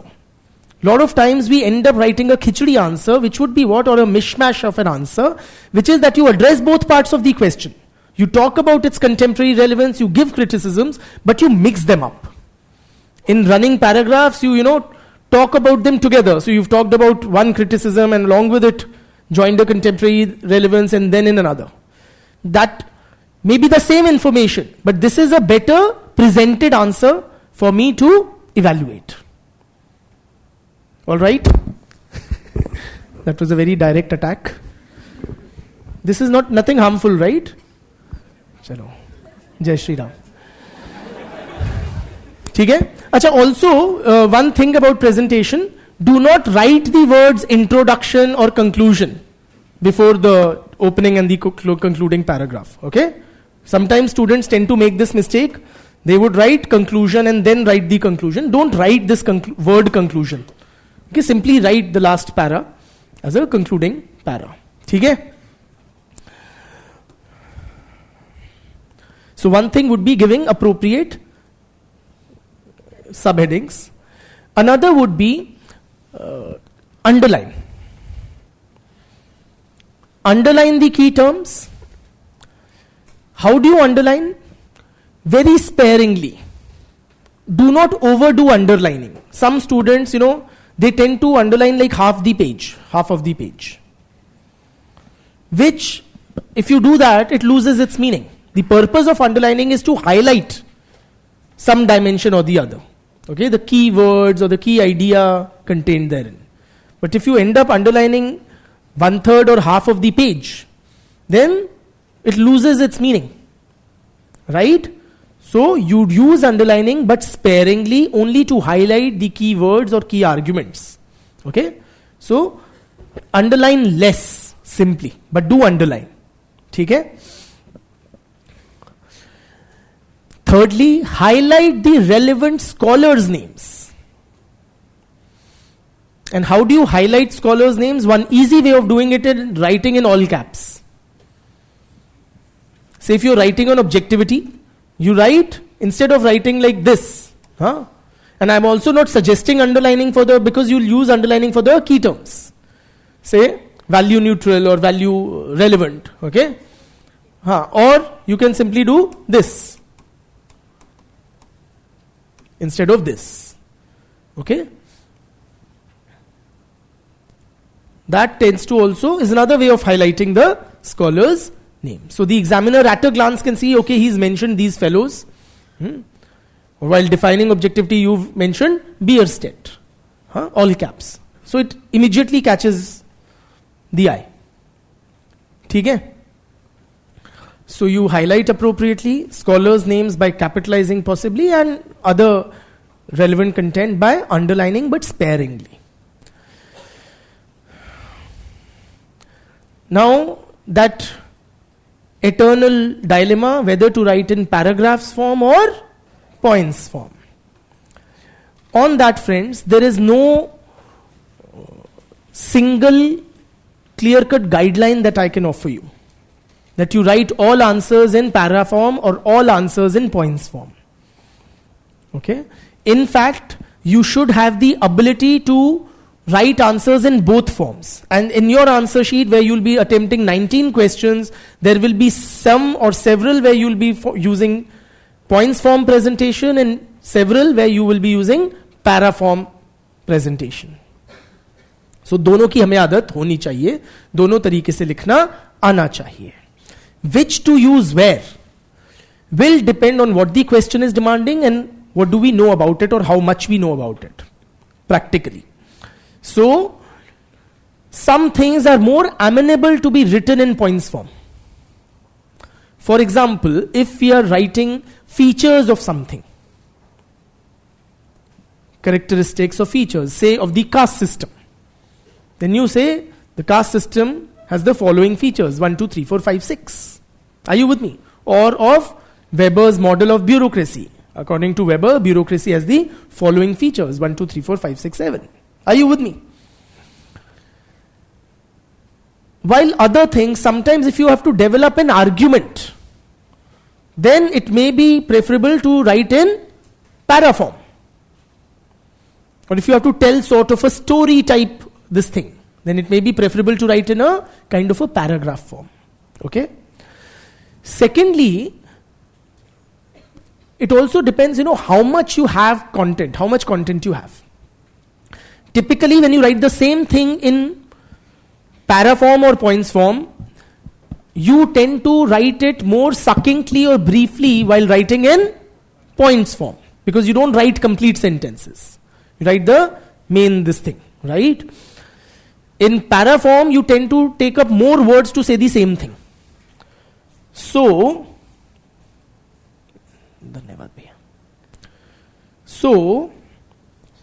depending practically, okay, on how much content you have on a topic, if you get a 10 marker but you know very little about it, okay, and it's a compulsory question, you know something but you know little about it, then which form will you use?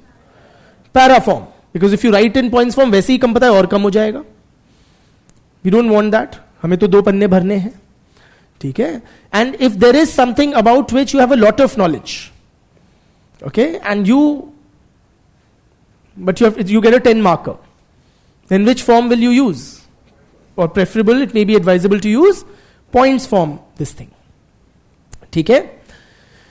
Thirdly, friends, when you write in points form, please don't write, some students make this mistake, only some, but then it needs to be pointed out. Don't write every next sentence as a distinct point. That's a very bad way of writing an answer. Don't write every sentence as a distinct point. Okay? Very few of you do that, but some do that, so avoid that, whoever has the tendency to do that. Also, your answer sheet should have a variety of presentation ways.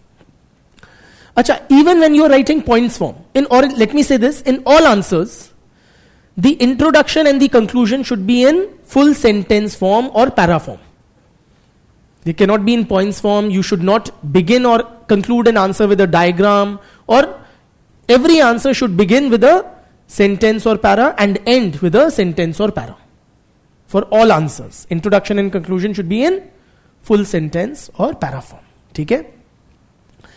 Apart from that, some questions may be more amenable or maybe provide an opportunity to use tabular presentation. You can make a table. Particularly those questions which are asking you to compare.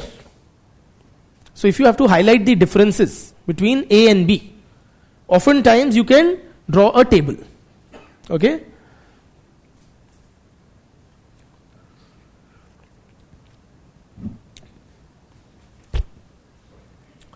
But this will be applicable if you can draw a direct comparison between the two. For example, if you get a question, compare या contrast rural society and urban society, or traditional society and modern society. Can you compare the two? Traditional and modern society. Don't use shorthand like S for society, okay, or TRAD, write full words. Tell me what is any aspect or rural and urban society anyway, village and city. Compare. Technology is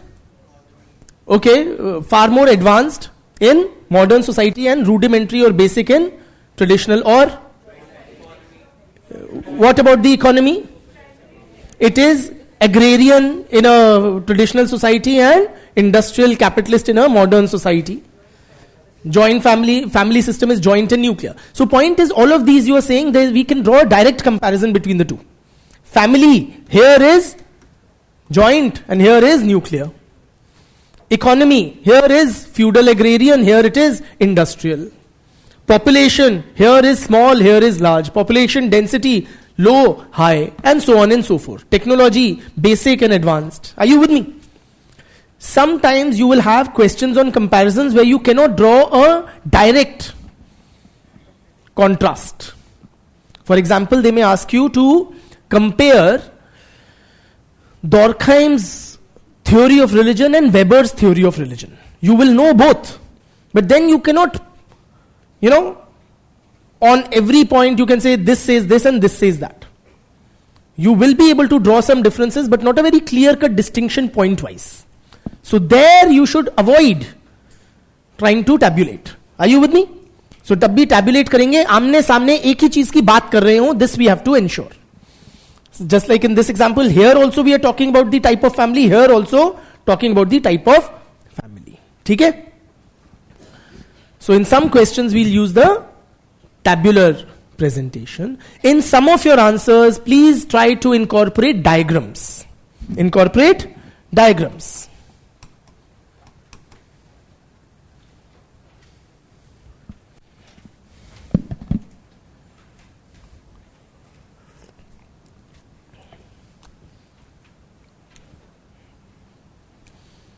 How many? Should every question have diagram? Definitely that is not expected. Definitely that is not expected. If even some of your questions have diagram, that add to the richness of the presentation. It is, easier on the eyes of the examiner. Okay? So, And those diagrams you don't think of in the examination hall. वहां बैठ के नहीं सोचना है. Those diagrams have to be prepared at this time of preparation. ठीक है?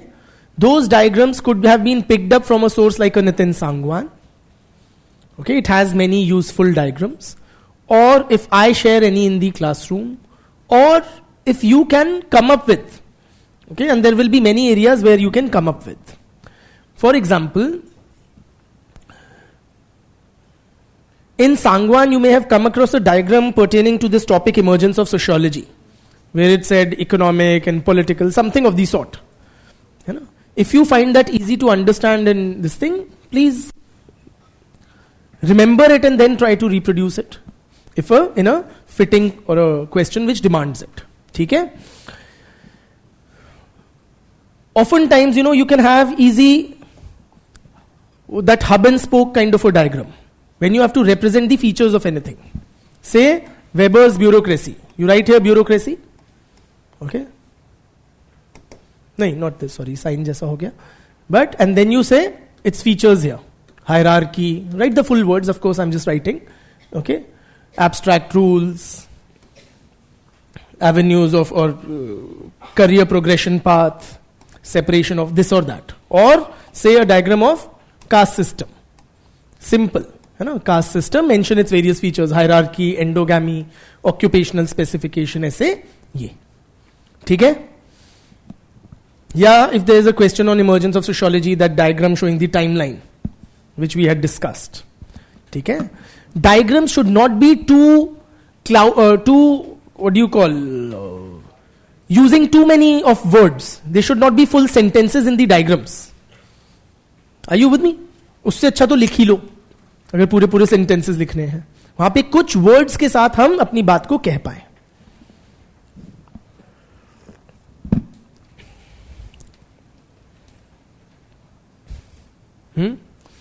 Another thing is that in questions, please write down this.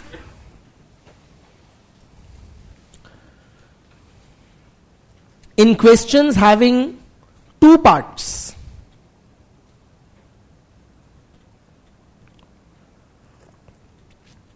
ensure that both parts are answered distinctly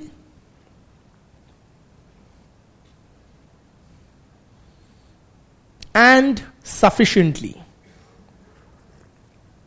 In questions having two parts, ensure that both parts are answered distinctly and sufficiently. When I say distinctly, again the same thing which I had mentioned, don't write a khichdi answer. For example, and both parts should be dealt with giving adequate space and words to that particular portion. For example, I had given you a practice question. What is society? Question mark. Explain the importance of society for man.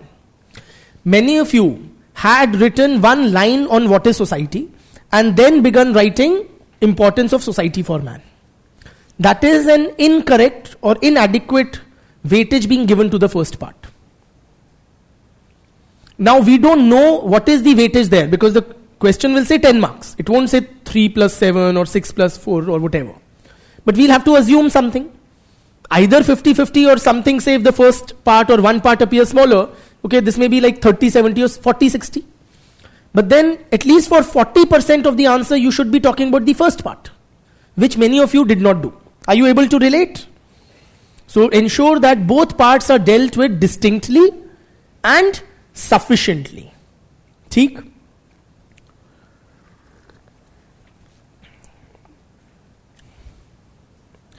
Or so that would be it from my side, except for one more thing which I'll add towards the end. Any doubts? Let me first take up doubts of the online students and then classroom students. Any doubts?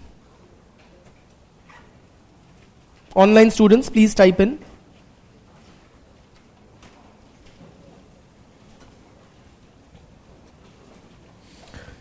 In the tabular form, should we mention the dimension on which we have written the differences? The answer is yes, of course.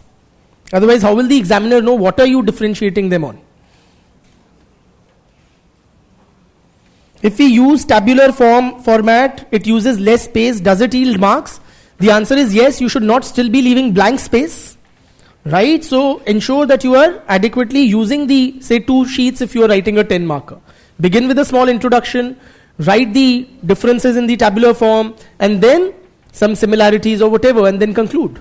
Okay? So you should not be leaving space, or you don't rely on that particular presentation form. Or can we use thinkers from paper 1 in paper 2? The answer is yes. While studying, we'll study the 2 papers separately, okay, for the sake of clarity and thoroughness. But when we write answers, we should very freely bring in thinkers from paper 1 into paper 2 and vice versa. Or examples from Indian society in paper 1. Okay? Yes, we should.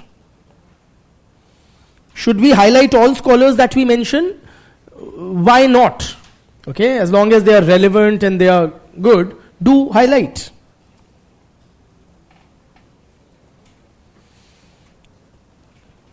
Is there Leela Dubé's seed and earth theory from our syllabus? It is somewhere contained and it is in paper 2.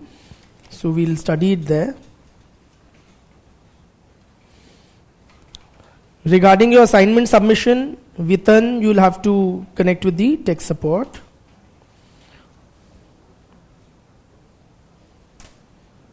If 4 paper pages are given for a 20 marker question, is it better to write all 4 or it's just a choice? It is highly advisable we use at least 3.5 sheets of paper or 4 sheets of paper, 3.75 sheets of paper. Do the words of the diagram get counted? Now nobody is sitting there with so much time on their hands to actually count your words, etc. But a generic this thing, right? That in a typical page you should be writing about, or in a typical 10 marker you should be writing about 150 words. In a hub and spoke model, after writing key features, do we need to explain them separately also? That would depend on what the question is asking for. If the question is asking you to explain those features, then you will, right? Otherwise you won't. For example, if I'm giving you 2 hypothetical questions. One is critically examine Weber's theory of bureaucracy, okay, or comment on the contemporary relevance of Weber's model of bureaucracy. This question is not asking you for the features or explaining the features of Weber's theory. So you can simply present it in a diagrammatic form. The examiner knows, okay, you know this thing, and then you come down directly to the, particularly if it's a 10 marker, to the contemporary relevance or criticism, whatever it is asking. But if the question itself is you explain the Weberian model of bureaucracy, then your answer must contain a lot of sentence type content or points form the various features. Okay? One sec. Yes, any doubts, brother? नहीं, irrelevant नहीं होंगे. Irrelevant नहीं होंगे in this context.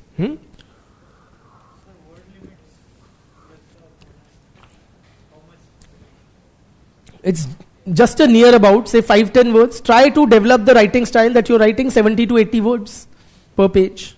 Brother. Sometimes exact data याद नहीं होता है, जैसे 44% था कि 40% था. So in that case, bluff कर देना चाहिए कि नहीं? नहीं. He is asking if we don't remember the exact data, should we bluff? You don't bluff, but you can be vague. So, if say a figure is 26.3% and you forget, you say about a quarter of all whatever. Yeah, roughly 1/3 of, ऐसे करके 35% point something है, you say around 1/3. So you've qualified it with that word. But you don't bluff. If you don't remember, you don't arbitrarily come up with 1/3. If it could be 56%. Don't do that.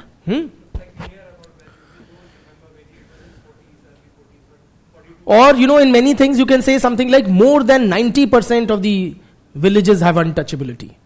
If you remember, it's like 92% and 97% or 95%. Better to be vague than be specific and wrong. Better be vague and correct as far as data goes. And if you are completely clueless on the data, don't mention. What else? Yeah. Would it be Can we use both blue and black? Your answers should be written in blue ink. You may use black for underlining, or you can simply use a pencil. Okay? Also, you should not be ending up spending too much time in changing pens, etc. This is more of garnishing that you do, so you don't spend too much time on that aspect. और कोई बात?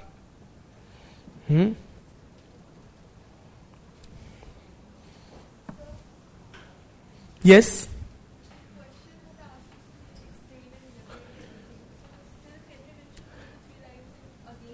Very good question. If the question asks us to elaborate or explain a particular theory, can we still or should we still mention criticisms in 1 or 2 lines? The answer is yes, we should. Perhaps in conclusion, so say it is explain Durkheim's theory of religion. The whole of answer you're explaining, then in conclusion you say, however, Marxists criticize Durkheim's theory of religion for ignoring the conflict it produces in society. Okay? So yes, if the question asks you to say contrast rural and urban society, then you can also towards the end write there are some similarities or continuities as well, such as A, B. Okay? So yes, but the amount of space and weightage you give to that in your answer will depend on the language. If the question is analyze or critically analyze, the criticism part will be much more substantial. And this thing, if the question is explain or elaborate, you keep it very brief.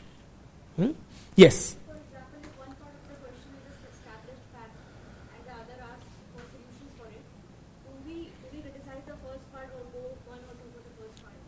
Or we go 1 or 2 मतलब? Like for example, patriarchy एक established fact वहाँ पे दे दिया है, उस पे comment करने बोला है.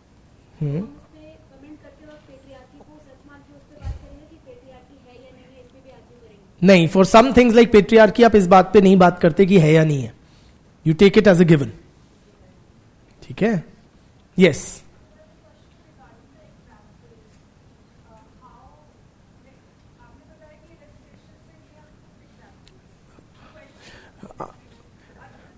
Other than that, okay, so the question is, where all do we use examples? In questions on illustrations, of course you use examples, even in other questions. Even in other questions, it is advisable. It escaped my mention. Okay? I should have brought that to your attention. It is always advisable to pepper your answers with examples. Examples, if they are current examples, even better. Say you're writing on ethnic conflicts and you write about Manipur. Okay? Or something of the sort. Secondly, examples should not, you will, except in questions on illustration, in other questions, you will not be able to devote too many words on explaining the examples. So examples should be somewhat self-explanatory. So that आपको पूरी लंबी 3 sentence ना लिखने पड़े उसको समझाने के लिए. They should be self-evident or obvious examples. What else? Yes.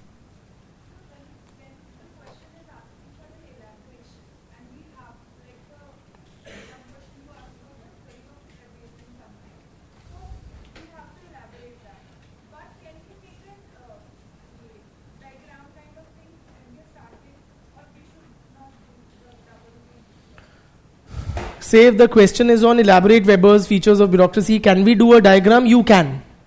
But if it should not lead to a omission of content. So, for example, if it's a 10 marker and you think that a diagram does add value. It's very simple, very, at a glance it conveys that the guy knows their stuff. But then it should not be taking away from some essential content, that because you drew a diagram you could not incorporate something which was very basic in the answer. That should not happen. Yes.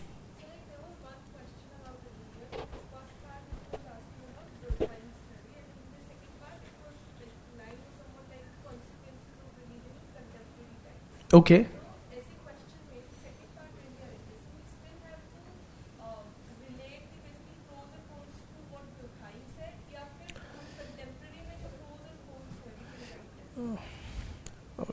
I would be in a much better position to answer that if I have the language of the exact question. But in general, when a particular question has 2 parts, you should expect or draw some linkage between the 2 parts. It is unlikely that they are giving you 2 completely separate questions as part of the same question. ठीक है. Yes. Questions where we are asked to take a stance or comment on something. Can we use the philosophers' view? When we are asked to take a stance or etc., can we refer to philosophers or scholars? Yes, we can. But in the conclusion, you own up or take a stance. ठीक है? Say if it says in your view something something, okay? Then in the conclusion you say in your view is sociology objective, okay? Don't do that to me. Is sociology an objective science? Then in the conclusion you own up rather than putting it on Weber. ठीक है? Let me take some online questions as well.